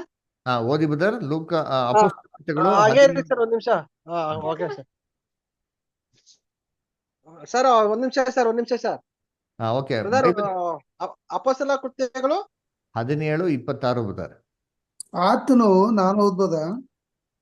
ಸರ್ ಓದ್ತಾ ಇದ್ದೀನಿ ಸರ್, ಓದ್ತೀನಿ ಸರ್. 23. ಆಯ್ತು. 26 ಬದರ್. ಅಪೊಸ್ತಲ ಓದ್ತೀನಿ ಸರ್. ಕೃತ್ಯಗಳು 17:26 ಬದರ್. 26 ಸರ್, 26. ಓದಿ ಬದರ್. ಓದ್ತೀನಿ ಸರ್. ಆತನು ಒಬ್ಬನಿಂದಲೇ ಎಲ್ಲಾ ಜನಾಂಗದವರನ್ನು ಹುಟ್ಟಿಸಿ ಅವರವರು ಇರತಕ್ಕ ಕಾಲಗಳನ್ನು ಅವರವರ ನಿವಾಸಗಳ ಮೇರೆಗಳನ್ನು ನಿಷ್ಕರ್ಷಿಸಿ ಭೂಮಂಡಲದಲ್ಲೆಲ್ಲ ವಾಸ ಮಾಡಿ, ಒಂದು ವೇಳೆ ಅವರು ತಡಕಾಡಿ ಕಂಡುಕೊಂಡಾರೇನೋ ಎಂದು ತನ್ನನ್ನು ಹುಡುಕುವವರನ್ನಾಗಿ ಮಾಡಿದನು. ಓಕೆ, ಆತನು ಥ್ಯಾಂಕ್ ಯು ಬದರ್. ನಮ್ಮಲ್ಲಿ ಒಬ್ಬನಿಗೂ ಥ್ಯಾಂಕ್ ಯು ಬದರ್. ಆ ಒಂದು ವಾಕ್ಯ ಮಾತ್ರ ಓದ್ಬಿಟ್ಟು ನಾವು ಅರ್ಥ ನೋಡ್ಬಿಟ್ಟು ಮುಂದಕ್ಕೆ ಹೋಗೋಣ. ಓಕೆನಾ? ಸದ್ಯ ಹೇಳ್ತಾರೆ ಒಬ್ಬನಿಂದಲೇ ಎಲ್ಲರನ್ನು ಸೃಷ್ಟಿ ಮಾಡಿದ್ರು ಅಂತ ಹೇಳ್ತಾರೆ. ಒಬ್ಬ ಮನುಷ್ಯ ಆದಾಮ ಮುಖಾಂತರ ಏನ್ ಮಾಡೋದು ದೇವರು ಎಲ್ಲಾನು ಸೃಷ್ಟಿ ಮಾಡೋರು ಎಲ್ಲರ. ಅದಕ್ಕೆ ಈಡೇನ್ ತೋಟದಲ್ಲಿ ಹಣ್ಣ ತಿನ್ಬೇಡ ಅಂತ ಹೇಳಿದ ದೇವ್ರು ಯಾರಿಗೆ? ಆದಾಮಿಗೆ ಹೇಳಿದ್ರು ಅಲ್ಲರ. ಏನ್ರಿ ಆದಾಮ ಹಣ್ಣು ತಿಂದ್ರಿಂದ ಏನಾಯ್ತು? ಎಲ್ಲಾರ ಮೇಲೆ ಏನ್ಬಿಡ್ತು? ಮರಣದನ್ನೇ ಬಂದ್ಬಿಡ್ತು. ನೋಡ್ರ ಅದ್ರ ಬೇರೆ ದೇವ್ರು ಯಾರು ಹೇಳಿದ್ರ ಅಣ್ಣ ತಿನ್ಬೇಡ ಅಂತ? ಹೇಳಿದ್ ಯಾರಿಗೆ? ಆದಾಮ ಒಬ್ಬನ್ಗೆ ರೀ ಅಲ್ಲರ. ಅಣ್ಣ ತಿನ್ಬೇಡ, ತಿನ್ನ ಸತ್ತೇ ಸಾಯಿ ಅಂತ ಹೇಳಿದ್ರು. ಯಾವಾಗ ದೇವರ ಆಜ್ಞೆ ಮೀರಿ ಹಣ್ಣ ತಿನ್ನೋ ಹಂಗೆ ಬಂತು, ಮರಣದಂಡನೆ ಬಂತು ಅಲ್ಲರ. ಅದಕ್ಕೆ ಕರ್ತನಲ್ಲಿ ಪ್ರೀತಿ ಅಂತ ಸರ್ವಗಳು ನೋಡ್ಬೇಕಾರೆ ಏನ್ರಿ ಅಪೊಸ್ತಲ ಪೌಲ್ ಹೇಳ್ತಾರೆ ನೋಡಿದ್ರಿ, ಲೋಕದಲ್ಲಿ ಮರಣ ಪಾಪ ಹೇಗ್ ಬಂತು ಅಂತ. ರೋಮಾಪುರದಲ್ಲಿ 5ನೇ ಅಧ್ಯಾಯ 12ನೇ ವಾಕ್ಯ ಹೋದ್ರಿ. ರೋಮಾಪುರದಲ್ಲಿ 5:12 ಹೋದ್ರಿ. ಈ ವಿಷಯ ಹೇಗೆಂದರೆ, ಒಬ್ಬ ಮನುಷ್ಯನಿಂದಲೇ ಪಾಪವು, ಪಾಪದಿಂದ ಮರಣವು ಲೋಕದೊಳಗೆ ಸೇರಿದವು. ಎಲ್ಲರೂ ಪಾಪ ಮಾಡಿದ್ದರಿಂದ ಮರಣವು ಹೀಗೆ ಎಲ್ಲರಲ್ಲಿಯೂ ವಾಸವಾಯಿತು. ನೋಡ್ರ ಏನ್ರಿ? ಈ ವಿಷಯ ಹೇಗೆಂದರೆ, ಒಬ್ಬ ಮನುಷ್ಯನಿಂದಲೇ ಲೋಕದಲ್ಲಿ ಪಾಪವು, ಪಾಪದಿಂದ ಮರಣವು ಬಂತಂತೆ. ಅಂದ್ರೆ ಲೋಕದಲ್ಲಿ ಪಾಪ ಮಾಡೋಕೆ ಏನ್ ಕಾರಣ? ಎಲ್ಲಾ ಮನುಷ್ಯರ ಕಾರಣ ಅಲ್ಲ ರೀ, ಅವ್ರವ್ರ ಪಾಪಗಳೆಲ್ಲ ರೀ. ಆದಾಮ ಮಾಡಿರೋಂಥ ಪಾಪ ರೀ. ಈ ಪಾಪ ದೇವ್ರ ಮಾಡೋರು ಎಲ್ಲಾರ ಮೇಲೆ ಒರೆಸ್ಬಿಟ್ರಿ. ಆದ್ರಿಂದ ಎಲ್ಲಾರು ಆದಾಮ್ನಲ್ಲಿ ಸಾಯೋರಾದರು. ಆ ಒಬ್ಬ ಮನುಷ್ಯನಿಂದ ಲೋಕದಲ್ಲಿ ಪಾಪವು, ಪಾಪ ಮುಖಾಂತರ ಲೋಕದಲ್ಲಿ ಇದ್ದಾರೆ ಮರಣವು ಸೇರಿತಂತೆ. ಈ ಮರಣ ಎಲ್ಲಾ ಮನುಷ್ಯರನ್ನೇ ಅಂತ ವ್ಯಾಪಿಸ್ತಂತೆ. ನೋಡ್ರ ಅದಕ್ಕೆ ಕರ್ತನಲ್ಲಿ ಪ್ರೀತಿ ಅನಿಸೋಗಳೇ, ಮಗು ಹುಟ್ಟಿದ ತಕ್ಷಣ ಸತ್ತೋಗ್ಬಿಡ್ತಾರೆ ಗೊತ್ತಾ? ಅವರಮ್ಮ ಕೇಳ್ತಾರೆ, ದೇವ್ರೇ ನನ್ನ ಮಗ ಏನ್ ಪಾಪ ಮಾಡಿತ್ತು, ನನ್ನ ಮಗು ಏನ್ ಪಾಪ ಮಾಡಿತ್ತು, ಯಾಕೆ ತಗೊಂಡ್ಬಿಟ್ಟೆ, ಯಾಕೆ ಬಲಿ ತಗೊಂಡ್ಬಿಟ್ಟೆ ಅಂತ ಅಂದ್ಬಿಟ್ಟು. ಅಲ್ವರ ಎಂಥ ವಿಪರ್ಯಾಸ ಪಾಪ. ಅದರ ಹುಟ್ಟಿದ ತಕ್ಷಣ ಮಗು ತೀರ್ಕೊಂಡ್ಬಿಟ್ರೆ ಹೆಂಗ್ರಿ ಇರ್ತದೆ ಅಲ್ವರ. ಕರ್ತನಲ್ಲಿ ಪ್ರೀತಿ ಅನ್ನೋಗಳೇ, ಆ ಮಗು ಹೆಂಗ್ ತೀರ್ಕೊಂತು, ಏನ್ ಪಾಪ, ಅವ್ರಿಗೆ ಅಪ್ಪ ಗೊತ್ತಿಲ್ಲ, ಅಮ್ಮ ಗೊತ್ತಿಲ್ಲ, ಕಣ್ಣೇ ಬಿಟ್ಟಿರಲ್ಲ ನೆಟ್ಟಿಗಿನ್ನ, ಅದರ ಏನೂ ಗೊತ್ತಿರಲ್ಲ. ತೀರ್ಕೊಂಡ್ಬಿಡ್ತಾನೆ. ಅವನ ಪಾಪನ ಮಾಡ್ತಾನೆ ಮಗು ಇಲ್ಲ ರೀ. ತನ್ನ ಸ್ವಂತ ಪಾಪ ಅಲ್ಲ, ಹುಟ್ಟಕ್ಕಿಂತ ಮುಂಚೆ ಆದಾಮಿಂದ ಬಂದಿರೋಂಥ ಮರಣ ದಂಡನೆ ಯಾರ ಮೇಲೆ ಇದೆ? ಆ ಮಗು ಮೇಲೆ ಇದೆ ಅಂತೀನಿ. ಸತ್ಯವೇದ ವಾಕ್ಯ ಓದೋಣ ಅಂತೀನಿ. ಎಲ್ಲಿ? ಕೀರ್ತನೆ 51:5. ರಂಗಸಮೀಪದಲ್ಲಿ ಓದಿ. ಕೀರ್ತನೆ 51:5 ಓದಿ. 51:5. ಹೌದು. ಹುಟ್ಟಿದಂದಿನಿಂದ ನಾನು ಪಾಪಿ, ಮಾತೃ ಗರ್ಭವನ್ನು ಹೊಂದಿದ ದಿನದಿಂದ ದ್ರೋಹಿ. ನೋಡ್ರ ಏನ್ರಿ? ಹುಟ್ಟಿದನೇನ್ರಿ ಪಾಪಿ, ಮಾತೃ ಗರ್ಭದನೇನ್ರಿ ನಾನು ದ್ರೋಹಿ. ಮಾತೃ ಗರ್ಭದಲ್ಲೇ ಏನಾಗಿದೆ? ಮರಣದಂಡನೆ, ಅದರ ಶಾಪ ಏನಾಗಿದೆ ಇದರಿ ಅದರ. ಯಾಕಂದ್ರೆ ಎಲ್ಲಾರ್ಗು ಮರಣದಂಡನೆ ಬಂದು ಆದಾಮಿಂದ. ಅದಕ್ಕೆ ಬೈಬಲ್ ಹೇಳೋದು ನೀತಿವಂತರು ಎಷ್ಟು ಜನ ಅವರಪ್ಪ ಅಂತಂದ್ರೆ, ಅಪೊಸ್ತಲರು ಪೌಲ ಹೇಳ್ತಾರೆ ನೀತಿವಂತರು ಒಬ್ರು ಇಲ್ಲ ಅಂತ ಹೇಳ್ತಾರೆ. ಬರುವುದಿಲ್ಲ. ನೋಡಿ ಓದೋಣ. ರೋಮಪುರದಲ್ಲಿ 3:10. ರೋಮಪುರದಲ್ಲಿ 3:10. ಮುತ್ತುರಾಜ್ ಬ್ರದರ್ ಓದ್ಬೋದಾ? ಮುತ್ತುರಾಜ್ ಬ್ರದರ್ ಲೈನ್ ಇದ್ದೀರಾ? Muthuraj brother. Okay. Shanth Kumar brother. ಹಾ, ಮುತ್ತುರಾಜ್ ಬ್ರದರ್ ಓದಿ. ರೋಮಪುರದಲ್ಲಿ 3:10 ಓದಿ. ಓಕೆ ನಾನು ಇದು ಹೊರಗಡೆ ಇದ್ದೀನಿ. ಹೌದರಾ? ಸರಿ, ಓಕೆ. ಶಾಂತ್ ಕುಮಾರ್ ಬ್ರದರ್ ನೀವು ಓದ್ಬೋದಾ? ಹೇಳ ರೋಮಪುರದಲ್ಲಿ 3:10 ಬ್ರದರ್. ಇದು ಶಾಸ್ತ್ರದಲ್ಲಿ ಬರೆದಿರುವ ಮಾತುಗಳಿಗೆ ಸರಿಯಾಗಿದೆ. ಅವು ಯಾವುವೆಂದರೆ, ನೀತಿವಂತನೂ ಇಲ್ಲ, ಒಬ್ಬನಾದರೂ ಇಲ್ಲ. ನೋಡ್ರ, ನೀತಿವಂತನಿಲ್ಲ, ಒಬ್ರು ಇಲ್ವಂತಾರೆ. ಯಾಕೆ? ಎಲ್ಲಾರು ಪಾಪಕ್ಕೆ ಒಳಗಾಗ್ಬಿಟ್ಟವ್ರೆ. ಈ ಪಾಪ ಬಂದಿದೆ ಅಂದ ಮೊದಲನೇ ಮನುಷ್ಯ ಅಂತ ಆದಾಮಿಂದ ಬಂದಿದ್ರಿ. ಅದಕ್ಕೆ ಏನ್ರಿ? ರೋಮಾಪುರದಲ್ಲಿ 5:13 ಓದಿ ಇವಾಗ ಮುಂದಕ್ಕೆ. ಎಲ್ಲಿ ನಮ್ಮ ಯಾರಿದ್ದಾರೆ ನೆಕ್ಸ್ಟ್? ಸಂಧ್ಯಾ ಸಿಸ್ಟರ್, ಸಂಧ್ಯಾ ಕೆ ನಾಯ್ಕ್ ಸಿಸ್ಟರ್. ಬೈಬಲ್ ಓದ್ತೀರಾ ನೀವು? ಸಂಧ್ಯಾ ಸಿಸ್ಟರ್. ಸಾರಾ ಸಿಸ್ಟರ್ ಓದಿ. ರೋಮಾಪುರದಲ್ಲಿ 5:13 ಓದಿ. ಧರ್ಮಶಾಸ್ತ್ರ ಉಂಟಾಗುವುದಕ್ಕೆ ಮುಂಚೆಯೇ ಪಾಪವು ಲೋಕದಲ್ಲಿತ್ತು. ಆದರೆ ಧರ್ಮಶಾಸ್ತ್ರವಿಲ್ಲದಿರುವಾಗ ಪಾಪವು ಲೆಕ್ಕಕ್ಕೆ ಬರುವುದಿಲ್ಲ. ನೋಡ್ರ, ಎಷ್ಟು ಚೆನ್ನಾಗಿ ಹೇಳ್ತಾರೆ ಏನ್ರಿ? ಧರ್ಮಶಾಸ್ತ್ರ ಇರೋದಕ್ಕಿಂತ ಮುಂಚೆ ಲೋಕದಲ್ಲಿ ಪಾಪ ಇತ್ತಂತೆ. ಆದ್ರೆ ಏನ್ರಿ? ಧರ್ಮಶಾಸ್ತ್ರ ಇಲ್ದಿರ್ಬೇಕಾದ್ರೆ ಪಾಪ ಲೆಕ್ಕಕ್ಕೆ ಬರೋದು ಅಂತಾರೆ. ಏನ್ರಿ ಅರ್ಥ? ಧರ್ಮಶಾಸ್ತ್ರ ಯಾರ ಮುಖಾಂತರ ಕೊಟ್ಟಿದ್ದು? ಮೋಸೆ ಮುಖಾಂತರ ಕೊಟ್ಟಿದ್ದು. ಯಾವಾಗ? ಆದಾಮ್ನ ಸೃಷ್ಟಿ ಮಾಡಿ 2000 ವರ್ಷಗಳ ನಂತರ ಏನ್ ಮಾಡಿ ಧರ್ಮಶಾಸ್ತ್ರ ಕೊಟ್ರಿ. ಅಂದ್ರೆ ಧರ್ಮಶಾಸ್ತ್ರ ಇಲ್ದಿರ್ಬೇಕ್ರೆ ಪಾಪ ಲೆಕ್ಕಕ್ಕೆ ಬರಲ್ಲ ಅಂತಂದ್ರೆ ಏನ್ ಗೊತ್ತಾ ಅರ್ಥ? ಆದಾಮ್ನ ಸೃಷ್ಟಿ ಮಾಡ್ದಾಗಿಂದ ಹಿಡ್ದು ಮೋಸೆ ಕಾಲ ಧರ್ಮಶಾಸ್ತ್ರ ಕೊಟ್ರು ಗೊತ್ತಾ, ಅಲ್ಲಿವರೆಗೂ ನೀತಿ ನಿಯಮನೇ ಇಲ್ಲ. ಹಂಗಾರೆ ಯಾರೋ ಸಾಯಂಗೆ ಇಲ್ಲ ಅಂತ ಅರ್ಥ ರೀ. ಅಲ್ದ್ರ? ಧರ್ಮಶಾಸ್ತ್ರ ಇಲ್ದಿರ್ಬೇಕಾದ್ರೆ ಆದಾಮಿನ ಮೋಸೆ ತನಕ ಪಾಪ ಲೆಕ್ಕಕ್ಕೆ ಬರಂಗಿಲ್ಲ. ಪಾಪ ಲೆಕ್ಕಕ್ಕೆ ಬರಂಗಿಲ್ಲ, ಯಾರು ಸಾಯಂಗೆ ಇಲ್ಲ ಅಂತ ಅರ್ಥ. ಯಾಕೆ? ಪಾಪ ಕೊಡೋ ಸಮಯ ಏನ್ರಿ? ಮರಣ. ಅಲ್ವರ? ಆದ್ರೂ ವಾಕ್ಯ ಏನ್ ಹೇಳ್ತಾರೆ? ಮರಣದ ಆಳ್ವಿಕೆ ನಡೀತು ಅಂತ ಹೇಳ್ತಾರೆ. ಯಾಕಪ್ಪ ಮರಣದ ಆಳ್ವಿಕೆ ನಡೀತು ಅಂತಂದ್ರೆ, ಜನಗಳ ಸ್ವಂತ ಪಾಪ ಅಲ್ಲ ರೀ. ಆದಾಮ್ ಬಂದಿರಂತ ಪಾಪ ಎಲ್ಲಾರ ಮೇಲೂ ಇರೋದ್ರಿಂದ ಎಲ್ಲಾರು ಆದಾಮ್ನೇನ್ರಿ ಅನುಭವಿಸರಾದ್ರು. ಅಲ್ವರ? ಅದಕ್ಕೆ ಈ ವಾಕ್ಯ ದಯವಿಟ್ಟು ನೀವು ಸ್ಪಷ್ಟವಾಗಿ ಅರ್ಥ ಮಾಡ್ಕೊಳ್ತಿರ್ತೀನಿ, ಚೆನ್ನಾಗಿ ಅರ್ಥ ಮಾಡ್ಕೊಂಡು ಕ್ಲಿಯರ್ ಆಗಿ. ಲೋಕದಲ್ಲಿ ಪ್ರತಿಯೊಬ್ಬರು ಮನುಷ್ಯರ ಮೇಲೆ ಪಾಪ, ಸಂಬಳ, ಮರಣ ಇವತ್ತು ಬಂದಿರೋದು ಆದಾಮನ ಕಾರಣದಿಂದ. ಒಬ್ಬೊಬ್ಬ ವ್ಯಕ್ತಿಯ ವೈಯಕ್ತಿಕವಾಗಿರೋಂಥ ಪಾಪದಿಂದ ಅಲ್ಲ ರೀ.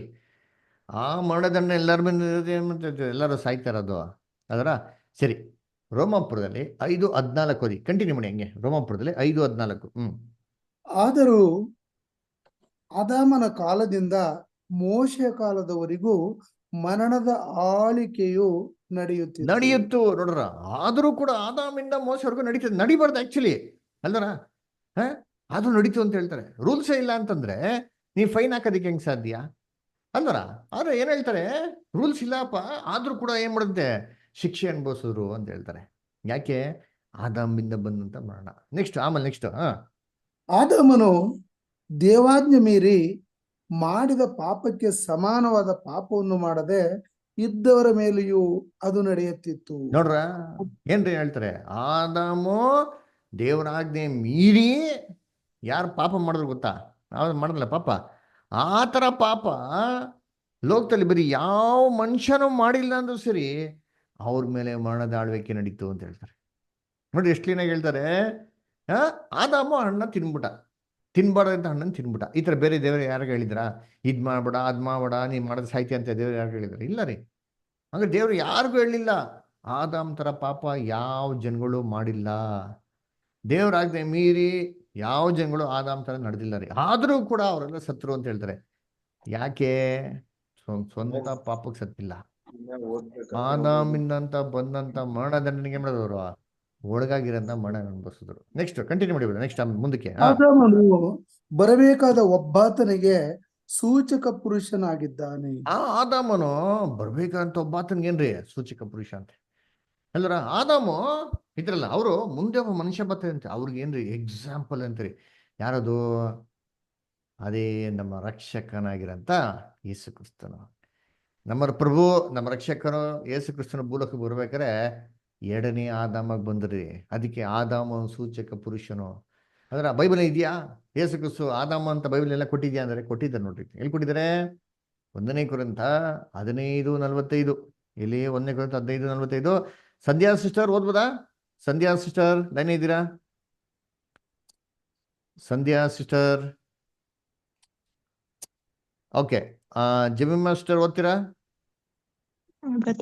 ಬರೆದಿರುವ ಪ್ರಕಾರ ಮೊದಲನೆಯ ಮನುಷ್ಯನಾದ ಆದಾಮನು ಜೀವಾತ್ಮನಾದನು, ಕಡೇ ಆದಾಮನು ಬದುಕಿಸುವ ಆತ್ಮನಾಗಿದ್ದಾನೆ.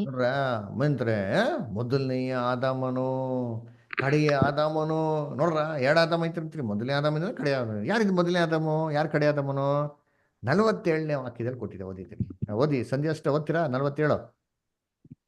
ಕೇಳಿಸ್ತಿದೆ ನಾನು ಮಾತಾಡೋದು? ಸಿಸ್ಟರ್ ಕ್ಲಿಯರ್ ಇದೆ, ಓದ್ಬೋದು ನೀವು. 1 ಕೊರಿಂಥ 15:47. 1 ಕೊರಿಂಥ 15 ಒಂದು ಸೆಕೆಂಡ್. ಮೊದಲನೆಯ ಮನುಷ್ಯನು ಭೂಮಿಯೊಳಗಿಂದ ಉತ್ಪನ್ನನಾಗಿ ಮಣ್ಣಿಗೆ ಸಂಬಂಧಪಟ್ಟವನು. ಎರಡನೆಯ ಮನುಷ್ಯನು ಪರಲೋಕದಿಂದ ಬಂದವನು, ಮಣ್ಣಿಂದ ಹುಟ್ಟಿದವನು ಎಂತವನು, ಮಣ್ಣಿಗೆ ಸಂಬಂಧಪಟ್ಟವರು ಅಂತವರೇ. ನೋಡ್ರ, ಮೊದಲನೇ ಮನುಷ್ಯನು ಮಣ್ಣಿಂದ ಉತ್ಪನ್ನನಾದವನು. ಎರಡನೇ ಮನುಷ್ಯ ಏನ್ರಿ? ಪರಲೋಕದಿಂದ ಬಂದಂತ ಕರ್ತನ್ರಿ. ಅದರ ಯಾರು ಎರಡನೇ ಮನುಷ್ಯ ಅಂದೆ? ಎರಡನೇ ಆದಾಮನು, ಯೇಸು ಕ್ರಿಸ್ತನು, ಪರಲೋಕದಿಂದ ಬಂದಂತ ನಮ್ಮ ರಕ್ಷಕನು ಯೇಸು ಕ್ರಿಸ್ತು. ಅದಕ್ಕೆ ಭೂಲೋಕ ಬರ್ಬೇಕಾರೆ ಎರಡನೇ ಆದಾಮಕ್ಕೆ ಬಂದ್ರಂತೆ. ಏನಕ್ಕೆ ಎರಡನೇ ಆದಾಮಕ್ಕೆ ಬಂದ್ರು? ನೋಡಿ, ಇಷ್ಟೊತ್ತು ನಾವೇನ್ ನೋಡ್ತಾ ಇದೀವಿ, ಸ್ವಲ್ಪ ಎಲ್ಲ ದಯವಿಟ್ಟು ಗಮನಿಸಿ. ಅದರ ನೋಡ್ರಿ, ಏನ್ರಿ? ಮನುಷ್ಯನ್ಗೆ ಪಾಪ ಬಂತು, ಆದಾಮಿಂದ ಬಂದು ಅಂತ ನೋಡಿದ್ರಿ. ಈ ಆದಾಮಿಂದ ಬಂದಂತ ಒಂದು ಮರಣನ ವಿಮೋಚನೆ ಮಾಡಕ್ಕೆ ಯೇಸು ಕ್ರಿಸ್ತು ರ್ಯಾನ್ಸಮ್ ಕೊಟ್ರು, ಬೆಲೆ ಕೊಟ್ರು ಅಂತ ನೋಡಿ. ಎಷ್ಟು ಬೆಲೆ ಕೊಟ್ರು? ತಮ್ಮ ಪ್ರಾಣನ ಕೊಟ್ರು. ಒಬ್ರಿಗೊಬ್ರೇ ಕೊಡಕ್ ಸಾಧ್ಯ ಅಂತ ನೋಡಿದ್ರಿ. ಆ ಒಬ್ರು ಒಂದೇ ಒಂದು ಪ್ರಾಣ ಯಾರು ಕೊಟ್ರು? ಆದಾಮ ಕೊಟ್ರು ಅಂತ ನೋಡಿದ್ರಿ. ಇವಾಗ ನಾವ್ ಏನ್ ನೋಡೋಣ ಅಂದ್ರೆ, ಯಾಕೆ ಯೇಸು ಕ್ರಿಸ್ತನ ಕೊಡ್ಬೇಕಾಗಿತ್ತು? ಯಾಕೆ ಯೇಸು ಕ್ರಿಸ್ತು ಆದಾಮ ಬರ್ಬೇಕಾಗಿತ್ತು ಅಂತ ನೋಡೋಣ. ಯಾಕಪ್ಪ, ಲೋಕದಲ್ಲಿ ಇಷ್ಟೊಂದು ಜನ ಮನುಷ್ಯರಿದ್ರು, ಆದಾಮ್ಗೆ ಇಷ್ಟು ಜನ ಮಕ್ಳಿದ್ರು, ಅವ್ರು ಯಾರು ಹೋಗ್ಬಿಟ್ಟು ಅವ್ರ ಅಪ್ಪನಿಗೆ ಪ್ರಾಣ ಕೊಡಕ್ಕಾಗ್ತಾರಲ್ವಾ? ನಾನು ನಮ್ಮ ತಂದೆ ಮಾಡಿರೋ ಪಾಪಗಳಿಗೆ ನಾನು ಅನುಭವಿಸ್ತೀನಿ, ದಯವಿಟ್ಟು ನನಗೆ ಶಿಕ್ಷೆ ಕೊಡಿ ಅಂತ ಮಾಡಕ್ಕಾಗ್ತಾ ಇರಲ್ವಾ ಅಂತಂದ್ರೆ ಇಲ್ಲ ರೀ. ಯಾಕೆ ಅಂದ್ರೆ ನಾವು ರ್ಯಾನ್ಸಮ್ ಅನ್ನೋ ಅರ್ಥ ಏನ್ ನೋಡಿದ್ರಿ? ಸರಿ ಸಮಾನವಾಗಿರೋ ಬೆಲೆ ಅಲ್ವರ.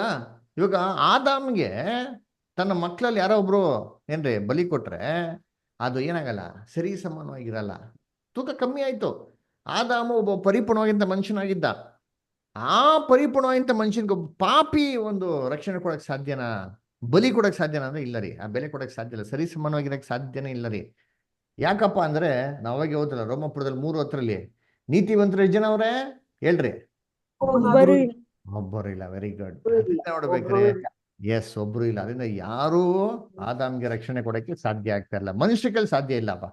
ಸರಿ, ನೆಕ್ಸ್ಟ್ ಮನುಷ್ಯ ಕೈಲಿ ಸಾಧ್ಯ ಇಲ್ವಾ? ಅವಾಗ ದೇವರು ಪರಲೋಕದಿಂದ ದೂತನ್ ಕಳಿಸ್ಬೋದಾಗಿತ್ತಲ್ವಾ ಮನುಷ್ಯನ ಕಾಪಾಡೋದಿಕ್ಕೆ ಅಂತಂದ್ರೆ. ಏನ್ರಿ ದೂತರು ಮನುಷ್ಯಗೆ ಈಡು ಬಲಿ ಕೊಡ್ಬೋದಾ? ಸರಿ ಸಮವಾಗಿರೋ ಬೆಲೆ ಕೊಡ್ಬೋದಾ? ರ್ಯಾನ್ಸಮ್ ಕೊಡ್ಬೋದಾ? ಕರೆಸ್ಪಾಂಡಿಂಗ್ ಪ್ರೈಸ್ ಕೊಡ್ಬೋದಾ ಅಂತಂದ್ರೆ ದೂತನ್ಗೂ ಮನುಷ್ಯನಿಗೂ ವ್ಯತ್ಯಾಸ ಐತೆ ಇಲ್ವಾ? ಐತೆ. ಏನ್ ವ್ಯತ್ಯಾಸ ಇದೆ ನೋಡಿ, ಓದೋಣ. ಕೀರ್ತನೆ 8ನೇ ಅಧ್ಯಾಯ 4 ಮತ್ತೆ 5. ಕೀರ್ತನೆ 8ನೇ ಅಧ್ಯಾಯ 4 ಮತ್ತೆ 5. ಅಮೃತ ಅಷ್ಟರ್ ಓದ್ತೀರಾ? ಮನುಷ್ಯನು ಎಷ್ಟು ಮಾತ್ರದವನು, ಅವನನ್ನು ನೀನು ಯಾಕೆ ನೆನೆಸಬೇಕು? ಮಾನವನು ಎಷ್ಟರವನು, ಅವನಲ್ಲಿ ಯಾಕೆ ಲಕ್ಷ್ಯವಿಡಬೇಕು? ಅವನನ್ನು ದೇವದೂತರಿಗಿಂತ ಸ್ವಲ್ಪವೇ ಕಡಿಮೆಯಾಗಿ ಮಾಡಿದ್ದೀಯಲ್ಲ. ಪ್ರಭಾವವನ್ನು ದೇವರು ಮನುಷ್ಯನ ಮಾಡಂತೆ, ದೇವದೂತರು ಸ್ವಲ್ಪ ಕಮ್ಮಿಯಾಗಿ ಮಾಡಿದಾರಂತೆ. ಹಂಗ ದೇವದೂತರು ಮನುಷ್ಯಗಿಂತ ಸ್ವಲ್ಪ ಮೇಲೆ ಇದ್ದಾರೆ ಅಲ್ವರ. ಮೇಲೆ ಇರೋದ್ರಿಂದ ಅದ್ರ ಬೆಲೆ ಈಕ್ವಲ್ ಆಯ್ತದ? ಜಾಸ್ತಿ ಆಗೋಯ್ತು. ಸರಿ ಸಮಾನವಾಗಿರೋ ಬೆಲೆ ಎಲ್ಲ ರೀ. 1 kg ಟೊಮೆಟೊ ಬಟ್ಟಿಗೆ 1 kg ಟೊಮೆಟೊನೇ ಕೊಡ್ಬೇಕ್ರಿ. ಇಲ್ಲ ತಗೋ ಅರ್ಧ kg ಜಾಸ್ತಿ ಅಂದ್ರೆ ಅದು ಸರಿ ಸಮಾನಾಗಿರೋ ಬೆಲೆನ ನಾವು ತಗೊಂಡ್ಬಿಡ್ತೀರಿ, ಬೆಲೆ ಈಕ್ವಲ್ ಆಗಲ್ಲ. ಅದೇ ಥರ 1 kg ಬಟ್ಟಿಗೆ 3/4 kg ಟೊಮೆಟೊ ಕೊಟ್ರೆ ಈಕ್ವಲ್ ಆಯ್ತದ? ಇಲ್ಲ ರೀ, ಈಕ್ವಲ್ ಆಗಿರ್ಬೇಕ್ರಿ. ದೇವದೂತರು ಬಲಿ ಕೊಟ್ರೆ ಅದು ಬೆಲೆ ಜಾಸ್ತಿ ಆಗೋಯ್ತು, ಈಕ್ವಲ್ ಆಗಿರಕ್ಕೆ ಸಾಧ್ಯ ಇಲ್ಲ. ಸರಿ ಸಮಾನವಾಗಿರೋ ಬೆಲೆ ಆಗಕ್ಕೆ ಸಾಧ್ಯ ಇಲ್ಲ, ರ್ಯಾನ್ಸಮ್ ಆಗಿರಕ್ಕೆ ಸಾಧ್ಯ ಇಲ್ಲ. ಸರಿಯಪ್ಪ, ಹಳೆ ಕಾಲದಲ್ಲಿ ಪ್ರಾಣಿ ಎತ್ತುಗಳು ಬಲಿ ಕೊಡೋರಲ್ವಾ, ಆ ಬಲಿ ಸಾಲಲ್ವಾ, ಬಲಿ ಕೊಡಕ್ಕಾಗಲ್ವಾ ಅಂತಂದ್ರೆ ಮನುಷ್ಯರಿಗೂ ಪ್ರಾಣಿಗೂ ಈಕ್ವಲ್ಲ? ಮನುಷ್ಯ ಮತ್ತೆ ಪ್ರಾಣಿ ಈಕ್ವಲ್ಲ ಹೇಳ್ರಿ? ಇಲ್ಲ. ಇಲ್ಲ. ನೋಡಿ ಓದೋಣ, ಹಿಬ್ರೇ ಬರೆದ ಪತ್ರಿಕೆ 10ನೇ ಅಧ್ಯಾಯ 4ನೇ ವಾಕ್ಯ ಓದ್ರಿ ದಯವಿಟ್ಟು. ಯಾರಾದ್ರು Hebrews 10:4.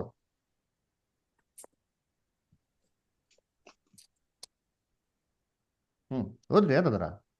ಹೋರಿಗಳ ಹ್ಮ್ ಹೋರಿಗಳ ಪಾಪಗಳ ಮತ್ತು ಹೋತಗಳ ರಕ್ತವು ಪಾಪಗಳನ್ನು ತೆಗೆದುಹಾಕುವುದು ಅಸಾಧ್ಯವಾಗಿದೆ. ನೆಕ್ಸ್ಟ್ ಟೈಮ್ ಬೈಬಲಿಂದ ಓದ್ಬೇಕು. ಅದರ ಹೋರಿಗಳ ಮತ್ತೆ ಎತ್ತುಗಳ ಒಂದು ರಕ್ತವು ಪಾಪನ ನಿವೃತ್ತಿ ಮಾಡೋದು ಅಸಾಧ್ಯ ಅಂತ ನಾವು ಸತ್ಯವೇದ ಏನ್ ಮಾಡ್ತೀವಿ ನೋಡ್ತೀವಿ ಅಲ್ರ. The blood of bulls and goats can never ಏನ್ರಿ ಟೇಕ್ ಅವೇ ಸಿನ್ಸ್ ಅಲ್ರ. ಅದು ನೋಡ್ಬೇಕಾದ್ರೆ ಕರ್ತನಲ್ಲಿ ಪ್ರೀತಿ ಅಂತ ಸೋದರಗಳೇ, ಯಾವತ್ತೂ ಏನ್ರಿ ಪ್ರಾಣಿ ಬಲಿ ಮನುಷ್ಯನ ವಿಮೋಚನೆ ಮಾಡಕ್ ಸಾಧ್ಯ ಇಲ್ಲ. ಏನಾಗ್ಬಿಡುತ್ತೆ, ಬೆಲೆ ಕಮ್ಮಿ ಆಗುತ್ತೆ. ಯಾಕಂದ್ರೆ ಮನುಷ್ಯ ಒಂದ್ ಲೆವೆಲಲ್ಲಿ ಇದ್ರೆ ಪ್ರಾಣಿ ಆಗಿದೆ, ಮನುಷ್ಯನ್ಗಿಂತ ಕೆಳ ಲೆವೆಲಲ್ಲಿ ಇದ್ದಾನೆ. ಅದು ಮನುಷ್ಯನ್ಗೆ ಪರಿಪೂರ್ಣ ಅಂತ ಮನುಷ್ಯನ್ಗೆ ಈಕ್ವಲ್ ಆಗಿರಕ್ಕೆ ಸಾಧ್ಯನಾ? ಸರಿಸಮನಾಗಿರೋ ಬೆಲೆಗೆ ಸಾಧ್ಯನಾ? ರ್ಯಾನ್ಸಮ್ ಆಗಿ ಸಾಧ್ಯನಾ? ಇಲ್ಲವೇ ಇಲ್ಲ. ಯಾವಾಗ ಎಲ್ಲ ಫೇಲ್ಯೂರ್ ಆಗ್ಬಿಡ್ತೋ ದೇವರು ತನ್ನ ಒಬ್ಬನೇ ಮಗನ್ನ ಪರಲೋಕದಿಂದ ಏನ್ ಮಾಡಿದ್ರು, ಅವರು ಭೂಲೋಕಕ್ಕೆ ಕಳಿಸೋರು. ಹೇಗ್ ಕಳಿಸಿದ್ರು? ಆದಾಮಗೆ, 2ನೇ ಆದಾಮಗೆ ಏನ್ ಮಾಡಿದ್ರು, ಅವರು ಕಳಿಸ್ಕೊಟ್ರು. ಅದರ ಕರ್ತನಲ್ಲಿ ಪ್ರೀತಿ. ಯಾಕೆ? ಸರಿ ಸಮಾನವಾಗಿರೋ ಬೆಲೆ. ಚೆನ್ನಾಗಿ ಅರ್ಥ ಇಟ್ಕೊಳ್ರಿ. ಏನಕ್ಕೆ ಸರಿ ಸಮಾನವಾಗಿರೋ ಬೆಲೆ? ಬೈಬಲ್ ವಾಕ್ಯ ಇದೆಯಾ? ಓದಿ. ಹಿಬ್ರೇಯ ಬರೆದ ಪತ್ರಿಕೆ 2ನೇ ಅಧ್ಯಾಯ 9ನೇ ವಾಕ್ಯ ಓದಿ. ಹಿಬ್ರೇಯರು 2:9. ಓದ್ರಿ. ಎಲ್ಲಿ? ಸಂಧ್ಯಾ ಸಿಸ್ಟರ್, ರಂಗಸ್ವಾಮಿ ಬ್ರದರ್.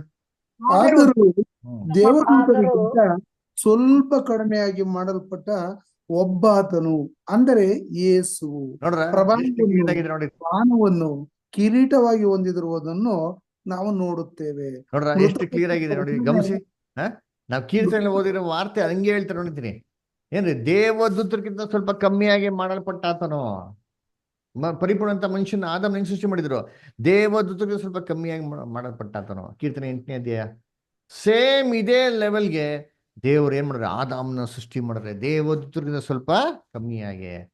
ಅದರ ಅದೇ ಲೆವೆಲ್ಗೆ ಯೇಸು ಕ್ರಿಸ್ತು ಭೂಲೋಕ ಬರೋಕೆ ಅಂತ ದೇವದೂತರಿಗೆ ಸ್ವಲ್ಪ ಕಮ್ಮಿಯಾಗಿ ಮಾಡಲ್ಪಟ್ಟ ಆತ ಒಬ್ಬಾತನು, ಅಂದ್ರೆ ಯೇಸು. ಏನಕ್ಕೆ ಬಂದ್ರು ನೋಡಿ, ಇದೇ ಸರಿ ಸಮಾನಾಗಿರೋ ಬೆಲೆ. ಅದರ ದೇವದೂತರಿಗೂ ಸ್ವಲ್ಪ ಕಮ್ಮಿಯಾಗಿ ಪರಿಪೂರ್ಣ ಅಂತ ಮನುಷ್ಯ ಹೆಂಗಿದ್ರು ಅದೇ ಹಂತದಲ್ಲಿ ಯೇಸು ಕ್ರಿಸ್ತು ಬಂದು. ಏನಕ್ಕೆ ಬಂದಿದ್ದು?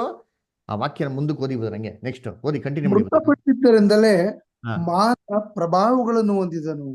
ಆತನು ದೇವರ ಕೃಪೆಯಿಂದ ಎಲ್ಲರಿಗೋಸ್ಕರ ಮರಣವನ್ನು ಅನುಭವಿಸಲೇಬೇಕಾಗಿತ್ತು. ದೇವರ ಕೃಪೆಯಿಂದ ಏನ್ ಅನುಭವಿಸಿದ್ರಂತೆ? ಎಲ್ಲರಿಗೋಸ್ಕರ ಮರಣ. ಅಂಡರ್ಲೈನ್ ಮಾಡ್ಕೊಡ್ರಿ. ಕರ್ತನಲ್ಲಿ ಪ್ರೀತಿ ಅನ್ಸೋಗಳೇ, ದೇವರ ಕೃಪೆಯಿಂದ ಏನ್ರಿ ಎಲ್ಲಾರ್ಗೋಸ್ಕರ ಏನ್ ಅನುಭವಿಸಿದ್ರಂತೆ? ಅವ್ರ ಮರಣವನ್ನೇ ಮಾಡಂತೆ ಅನುಭವಿಸಿದ್ರಂತೆ.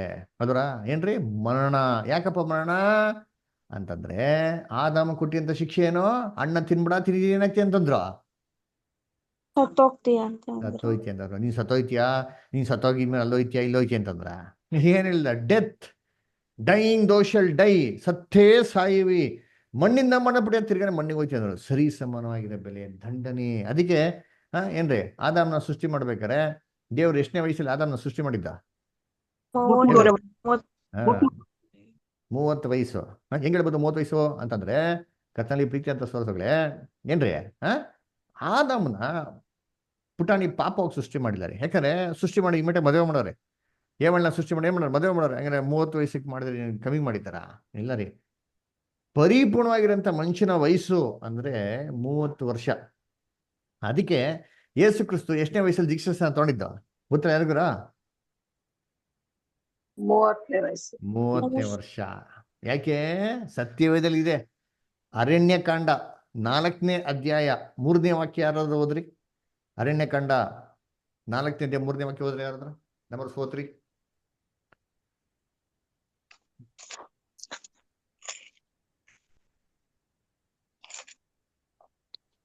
ನೀನು ಲೇವಿಯರೊಳಗೆ ಕರೆಕ್ಟ್. ಕೇಹಾತ್ಯರಲ್ಲಿ ಹಾ. ಯಾರ್ಯಾರು 30ರಿಂದ ಹ್ಮ್. 50 ವರ್ಷದವರೆಗೂ ಆಗಿ ದೇವ ದರ್ಶನದ ಗುಡಾರದ ಸೇವಕ ಮಂಡಳಿಗೆ ಸೇರತಕ್ಕವರಾಗಿದ್ದಾರೋ ಅವರನ್ನು ಗೋತ್ರ ಕುಟುಂಬಗಳ ಪ್ರಕಾರ ಲೆಕ್ಕಿಸಬೇಕು. ನೋಡ್ರ ಎಷ್ಟು ವಯಸ್ಸು? 30ರಿಂದ 50. ಅದಕ್ಕೆ 30 ವಯಸ್ಸು ಪರಿಪೂರ್ಣ ಅಂತ ಮನುಷ್ಯನ ವಯಸ್ಸು. ಅದಕ್ಕೆ ದೇವರ ಆದನ ಸೃಷ್ಟಿ ಮಾಡ್ಬೇಕಾದ್ರೆ 30 ವಯಸ್ಸಲ್ಲಿ ಮಾಡಿದ್ದಾರೆ, ಸೃಷ್ಟಿ ಮಾಡಿದ್ರು. ಕರ್ತನಲ್ಲಿ ಪ್ರೀತಿ ಅಂತ ಸಹೋದರಗಳೇ, ಅದೇ ಸರಿ ಸಮಾನವಾಗಿದೆ ಬೆಲೆ. ಕೊಟ್ಟಂತ ಶಿಕ್ಷೆ ಮರಣದಂಡನೆ. ನಾವು ಅನುಭವಿಸ್ಬೇಕಾದೇನ್ರಿ? ಮರಣದಂಡನೆ. ಅವನ ಮನುಷ್ಯನಂತಿದ್ದು ಸೃಷ್ಟಿ ಮಾಡಿದ್ರು. ಯೇಸು ಕ್ರಿಸ್ತ ಮನುಷ್ಯನಾಗೆ ಭೂಲೋಕಕ್ಕೆ ಮಾಡಿದ್ರು, ಬಂದು ಸಾಯೋದಿಕ್ಕೆ ಅಲ್ವರ. ಕರ್ತನಲ್ಲಿ ಪ್ರೀತಿನಲ್ಲಿ ಇವತ್ತು ಎಷ್ಟೋ ಜನ ಯೆಹೋವ ಸಾಕ್ಷಿಗಳು ಅಂತ ಏನ್ ಗೊತ್ತಾ ಮಾಡ್ತಾರೆ? ಯೇಸು ಕ್ರಿಸ್ತು ಆದಾಮ್ಗೆ ಸತ್ತಿಲ್ಲ ಅಂತ ಏನ್ರಿ ಮಾಡ್ತಾರೆ? ದುರ್ಬೋಧನೆ ಮಾಡ್ತಾರೆ ಅಲ್ವರ. ಕರ್ತನಲ್ಲಿ ಪ್ರೀತಿ ಅಂತ ಸಹೋದರಗಳು ಯೋಚನೆ ಮಾಡಿರ್ತೀರಿ, ಈ ದುರ್ಬೋಧನೆ ನಂಬಕ್ ಸಾಧ್ಯನಾ? ಯೇಸು ಕ್ರಿಸ್ತು ನಮ್ಮ ರಕ್ಷಕರು, ನಮ್ಮ ಪ್ರಭು, ನಮ್ಮ ಒಡೆಯನೋ, ನಮ್ಮ ಕರ್ತನೋ ಯಾರಿಗಾಗಿ ಪ್ರಾಣ ಕೊಟ್ಟಿರೋದಂತೆ? ಎಲ್ಲ ಮನುಕುಲಕ್ಕೆ ಆದಾಮ್ ಮುಖಾಂತರ ಮಾಡೋರು ಕೊಟ್ಟಾರ ನೋಡ್ರಿ ಅಂತೀನಿ. ಇದು ಸರಿ ಸಮಾನವಾಗಿರೋಂಥ ಬೆಲೆ ಅದನ್ನ ಕರ್ತನಲ್ಲಿ ಪ್ರೀತಿ ಅಂತ ಸೊಗಳೆ. ಇವಾಗ ಯೇಸು ಕ್ರಿಸ್ತು ಏನ್ರಿ ಈ ತರ ಪ್ರಾಣ ಕೊಟ್ಟು ಏನ್ರಿ ಸುಮಾರು ಏನ್ರಿ 2025 ವರ್ಷಗಳಾಯ್ತು. ಆದಾಮ್ಗೆ ಏನ್ ಮಾಡೋ ಪ್ರಾಣ ಕೊಟ್ರು ಇದರಿಂದ ಪ್ರಯೋಜನ ಏನಾಯ್ತು? ಕರೆಕ್ಟಾ? ಇದು ನಾವೇನ್ ನೋಡಿದ್ವಿ, ಇವಾಗ ನಾವು ಹೆಂಗೆ ಒಬ್ಬ ಮನುಷ್ಯನಿಗಾಗಿ ಯೇಸು ಕ್ರಿಸ್ತು ತನ್ನ ಪ್ರಾಣ ಕೊಟ್ರು ಅಂತ ನೋಡಿದ್ರಿ. ಆದಾಮಿಂದ ಮರಣ ಬಂತು, ಅದನ್ನ ಯೇಸು ಕ್ರಿಸ್ತು ಮಾಡಿದ್ರು, ತನ್ನ ಕೊಟ್ರು. ಇದರಿಂದ ಪ್ರಯೋಜನ ಏನಾಯ್ತು? ಬೆನಿಫಿಟ್ ಏನಾಯ್ತು? ಇದು ತಿಳ್ಕೊಬೇಕಲ್ವಾ? ವೆರಿ ಇಂಪಾರ್ಟೆಂಟ್ ಅಲ್ವಾ? ಏನ್ ಬೆನಿಫಿಟ್ಟು? ವಾಕ್ಯ ಓದನ. 1 ಕೊರಿಂಥ 15:22. 1 ಕೊರಿಂಥ 15:22. ಓದ್ರಿ ರಾಮಕೃಷ್ಣ ಬದರ್, ಓದ್ತೀರಾ?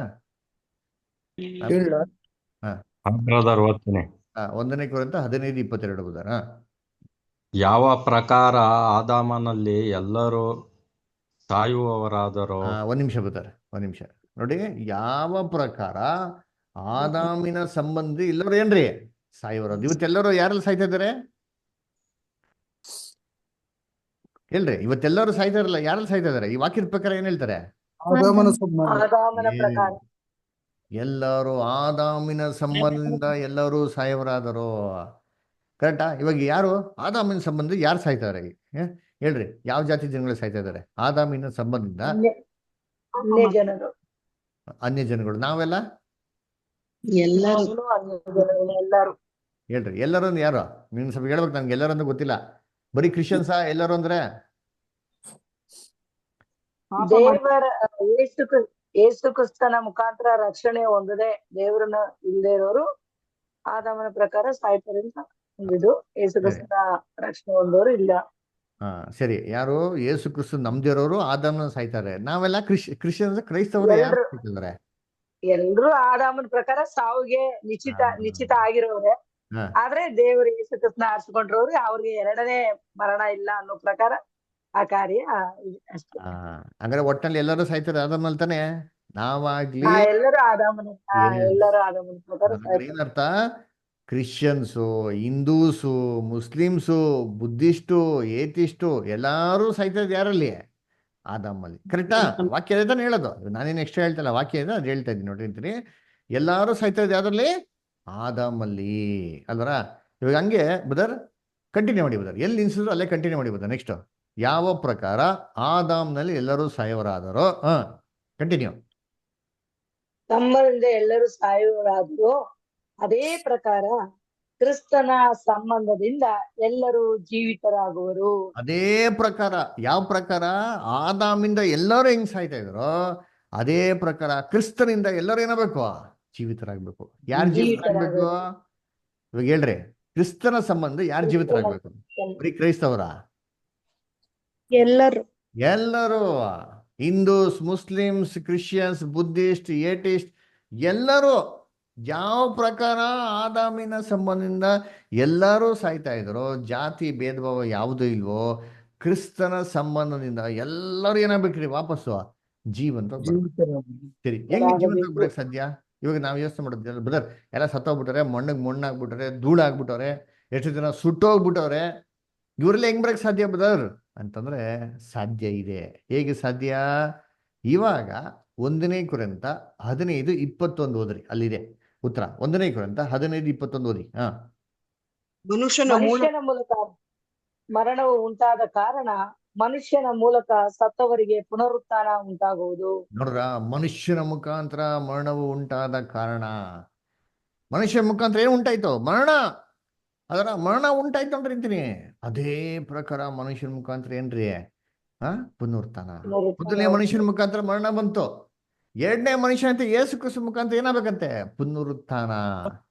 ಅದರ ಕರ್ತನಲ್ಲಿ ಪ್ರೀತಿ ಇದೇ ಸತ್ಯವೇದ ಹೇಳಿದ್ರೆ, ಸತ್ತವರೆಲ್ಲ ಜೀವಂತವಾಗಿ ಎದ್ದು ಬರೋದು ಪುನರುತ್ಥಾನ. ಪುನರ್ಜನ್ಮ ಅಲ್ಲ ರೀ. ಪುನರ್ಜನ್ಮನ ಏನ್ರಿ? ಓದ್ ಜನ್ಮದಲ್ಲಿ ಕಾಗೆ ಆಗಿದೆ, ಇನ್ನೊಂದು ಜನ್ಮಕ್ಕೆ ನಾಯಿ ಆಗೋದು, ಇನ್ನೊಂದು ಜನ್ಮಕ್ಕೆ ಕತ್ತೆ ಆಗ್ಬಿಟ್ಟೋದು ಅಲ್ವರ? ಇದಲ್ಲ ಪುನರ್ಜನ್ಮ ಅಲ್ಲ ರೀ.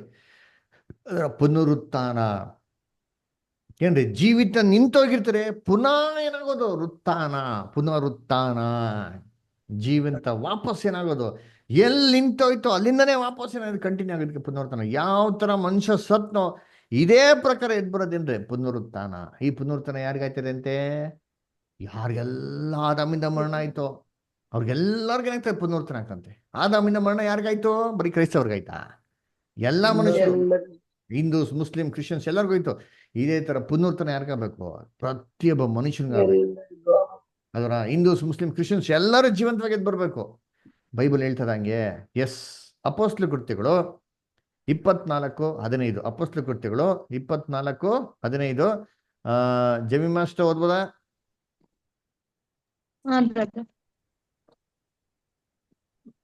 ಇದಲ್ಲದೆ ನೀತಿವಂತರಿಗೂ ಅನೀತಿವಂತರಿಗೂ ಪುನರುತ್ಥಾನವಾಗುವುದೆಂದು ಇವರು ದೇವರಲ್ಲಿ ನಿರೀಕ್ಷೆ ಇಟ್ಟಿರುವ ಪ್ರಕಾರವೇ ನಾನು ನಿರೀಕ್ಷೆಯುಳ್ಳವನಾಗಿದ್ದೇನೆ.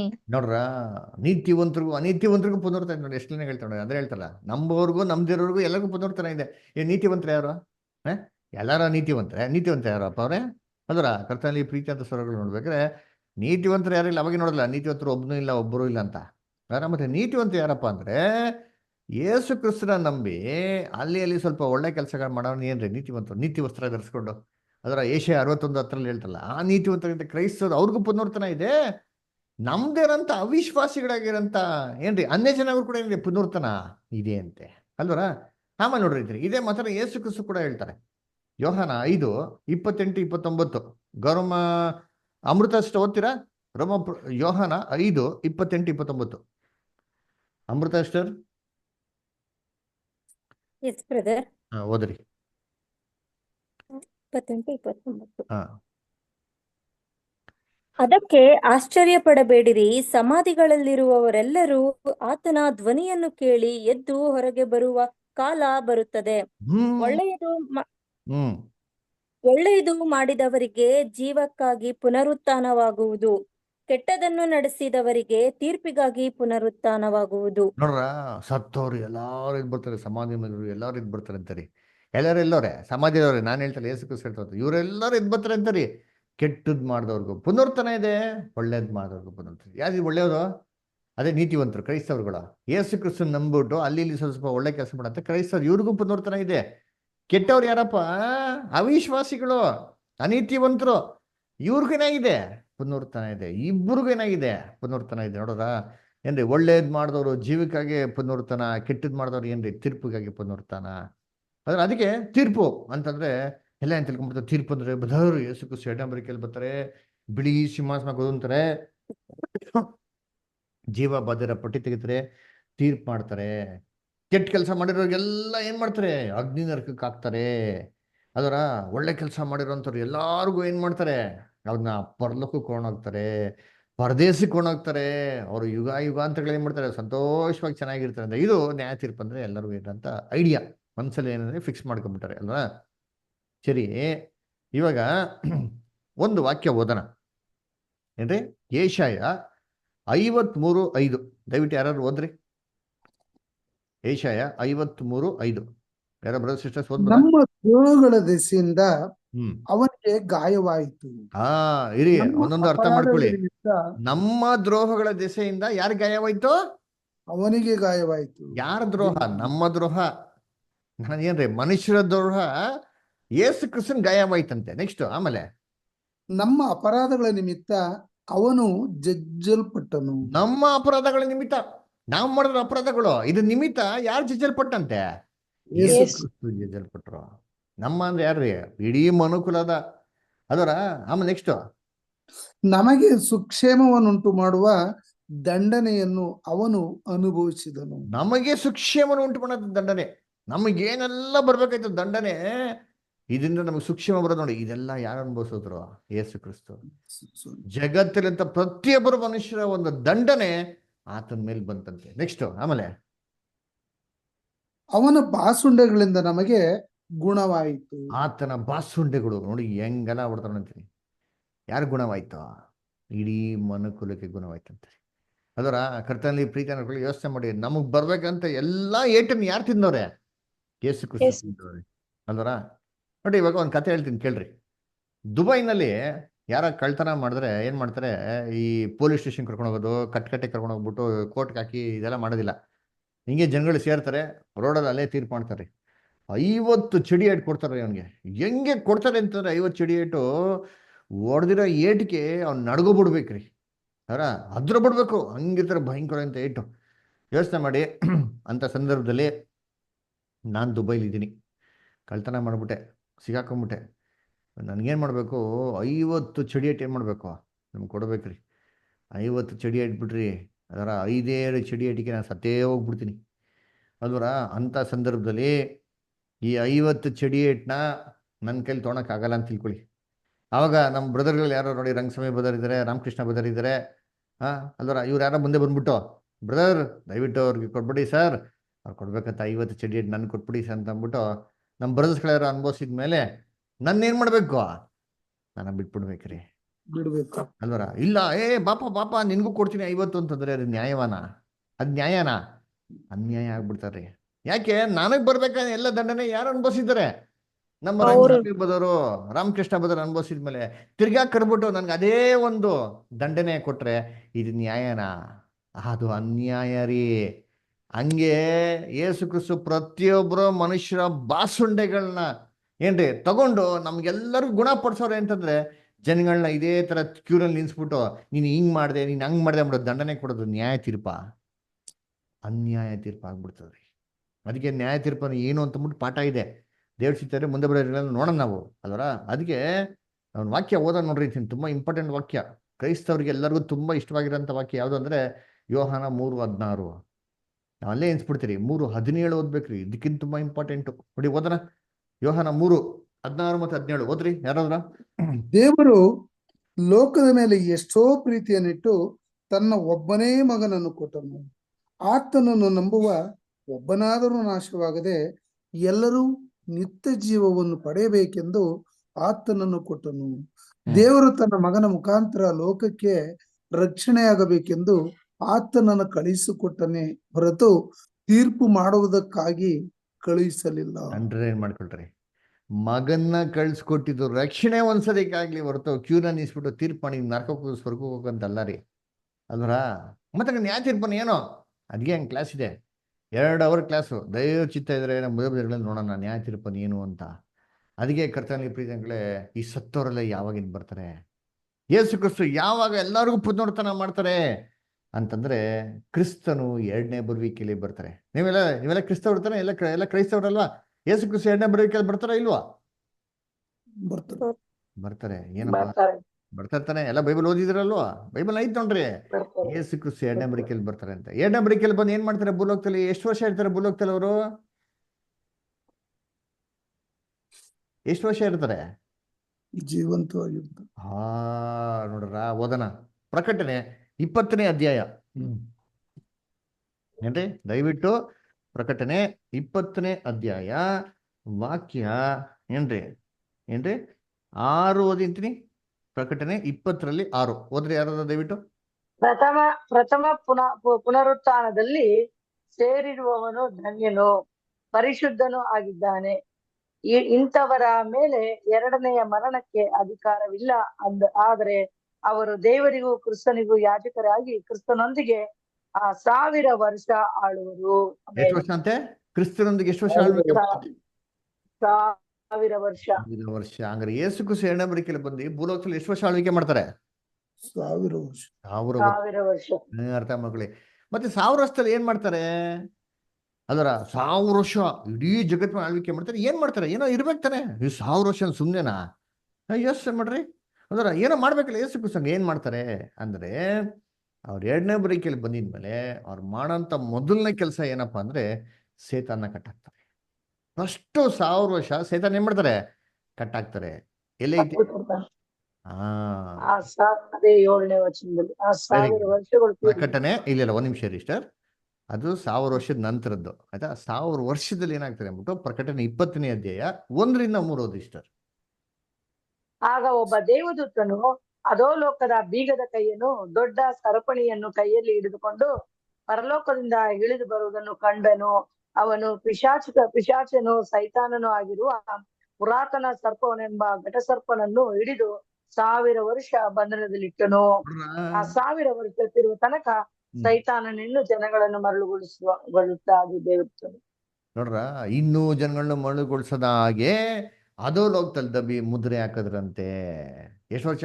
1000 ವರ್ಷ. ಯಾಕೆ 1000 ವರ್ಷ? 1000 ವರ್ಷದಲ್ಲಿ ಏನಕ್ಕಪ್ಪ ಸೇತಾನ ಕಟ್ಟಾಕ್ತಾರೆ ಅಂದ್ರೆ, 1000 ವರ್ಷದಲ್ಲಿ ಯೇಸು ಕ್ರಿಸ್ತ ಭೂಲೋಕ ಆಳ್ವಿಕೆ ಮಾಡ್ತಾರೆ. ಅವಾಗ ಜನಗಳನ್ನ ಏನ್ ಮಾಡ್ಬಾರ್ದು? ಸೇತಾನ ಇನ್ನೂ ಮರಳುಗೊಳಿಸ್ಬಾರ್ದು. ಅಲ್ಲರ ಇನ್ನೂ ಜನಗಳನ್ನ ಮರಳುಗೊಳಿಸೋದ ಹಾಗೆ. ಯಾಕೆ? ಇವಾಗ ಸೇತಾನು ಎಲ್ಲಾ ಜನಗಳನ್ನ ಮರಳುಗೊಳಿಸ್ತಾ ಇದ್ದಾನೆ. ಕಣ್ಗಳು ಏನ್ ಮಾಡಿದಾನೆ? ಮಂಕ್ ಮಾಡಿದಾನೆ. ಅದಕ್ಕೆ ಇವತ್ತು ಎಷ್ಟೋ ಜನ ಸುವಾರ್ತೆ ಹೇಳಿದ್ರೆ ಸತ್ಯ ಕೇಳ್ತಾರಾ? ಯಾಕೆ ಕೇಳಲ್ಲ? ಅವ್ರ ಕಾರಣ ಅಲ್ಲ ರೀ, ಸೇತಾನ ದೇವ್ರು ಬಿಟ್ಟವ್ರೆ. ಎಲ್ಲಿ ಕೊಟ್ಟೈತೆ? 2ನೇ ಕೊರಿಂಥ 4:4 ಓದಿ. 2ನೇ ಕೊರಿಂಥ 4:4 ಜಮಿ ಮಾಸ್ಟರ್ ಓದ್ತೀರಾ?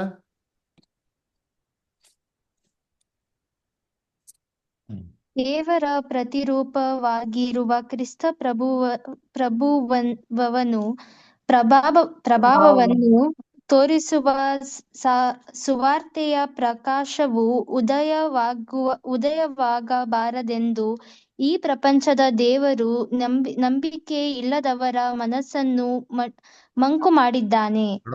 ಈ ಪ್ರಪಂಚ ದೇವ್ರು ಏನ್ ಮಾಡೋರಂತೆ? ನಂಬಿಕೆ ಇಲ್ಲದವರ ಮಂಕು ಮಾಡೋರಂತೆ. ಇದು ಬಿಟ್ಟವ್ರು ಯಾರು?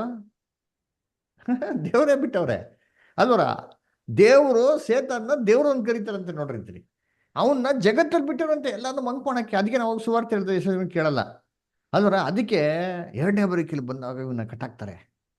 ಇವನ್ನ ಕಟ್ಟಾಕಿದ ತಕ್ಷಣ ಎಲ್ಲಾರ್ಗು ಏನ್ ಮಾಡ್ತಾರೆ? ಸುವಾರ್ತೆನ ಕೊಡ್ತಾರೆ. ಆವಾಗ ಜನಗಳು ಸತ್ಯ ಅಂತ ಕೇಳ್ತಾರೆ.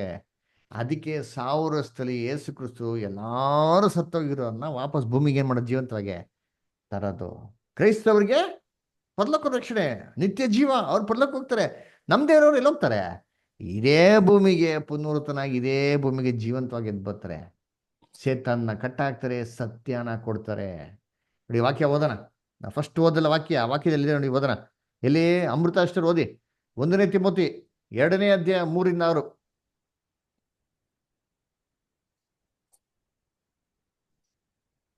First Timothy 2nd chapter 3-6.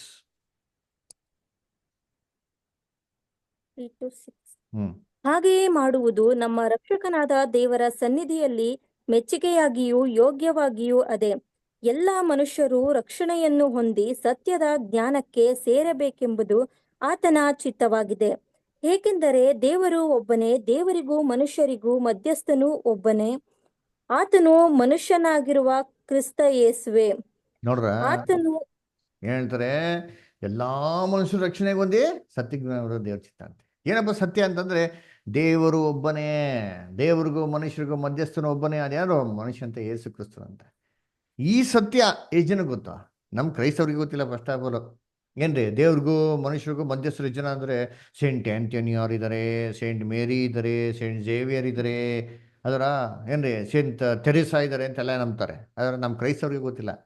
ದೇವ್ರಿಗೂ ಮನುಷ್ಯರಿಗೂ ಮಧ್ಯಸ್ಥ ನಮ್ಮ ರಕ್ಷಕಂತ ಯೇಸು ಕ್ರಿಸ್ತ ಒಬ್ಬರೇ ರೀ. ಈ ಸತ್ಯ ತಿಳಿಸೋದಕ್ಕೋಸ್ಕರ ಯೇಸು ಕ್ರಿಸ್ತ ಏನ್ ಮಾಡ್ತಾರೆ? 2ನೇ ಬರಿಕೆಯಲ್ಲಿ ಬರ್ತಾರೆ ನೋಡಿರ್ತೀನಿ.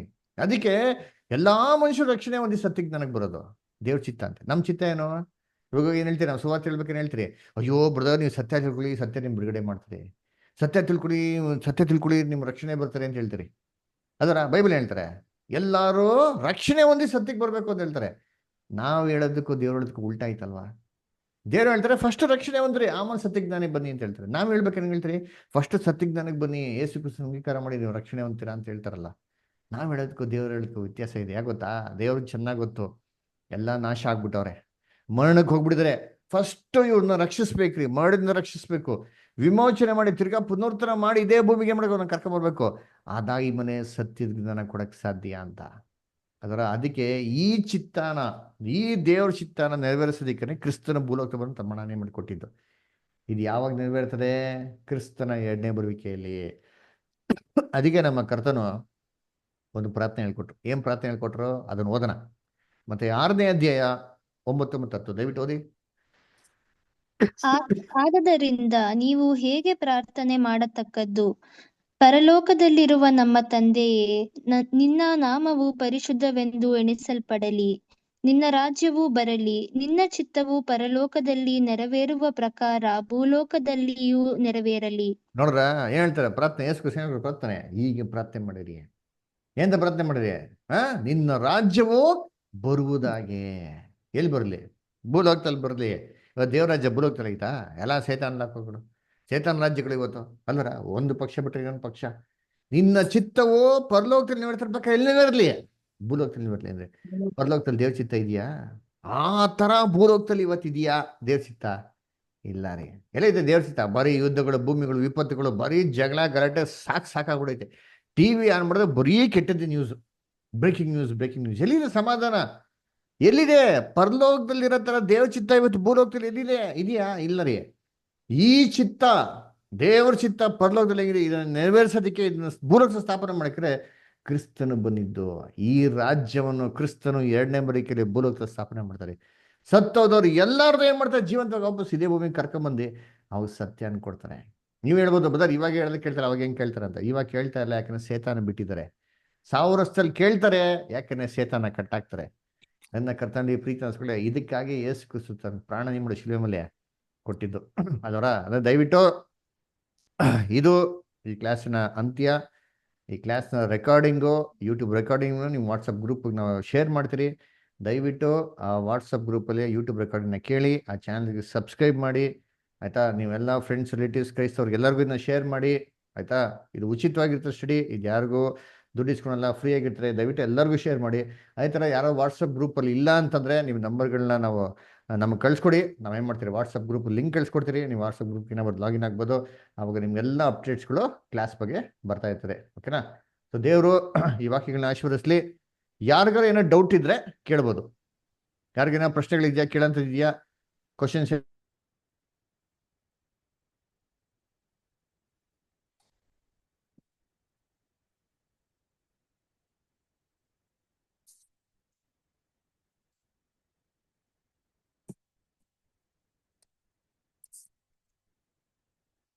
ಯಾರಿಗೇನೋ ಪ್ರಶ್ನೆ ಇಲ್ಲ? ಯಾರಿಗ ಇದೆಯಾ? ಸರಿ, ಓಕೆ. ಯಾರಿಗೂ ಪ್ರಶ್ನೆ ಇಲ್ಲದ ಕಾರಣ ನಾವು ಕೊನೆಗೆ ಅಂತ್ಯ ಮಾಡಿ ಇದನ್ನ ಪ್ರಾರ್ಥನೆ ಮುಖಾಂತರ ಕ್ಲೋಸ್ ಮಾಡೋಣ.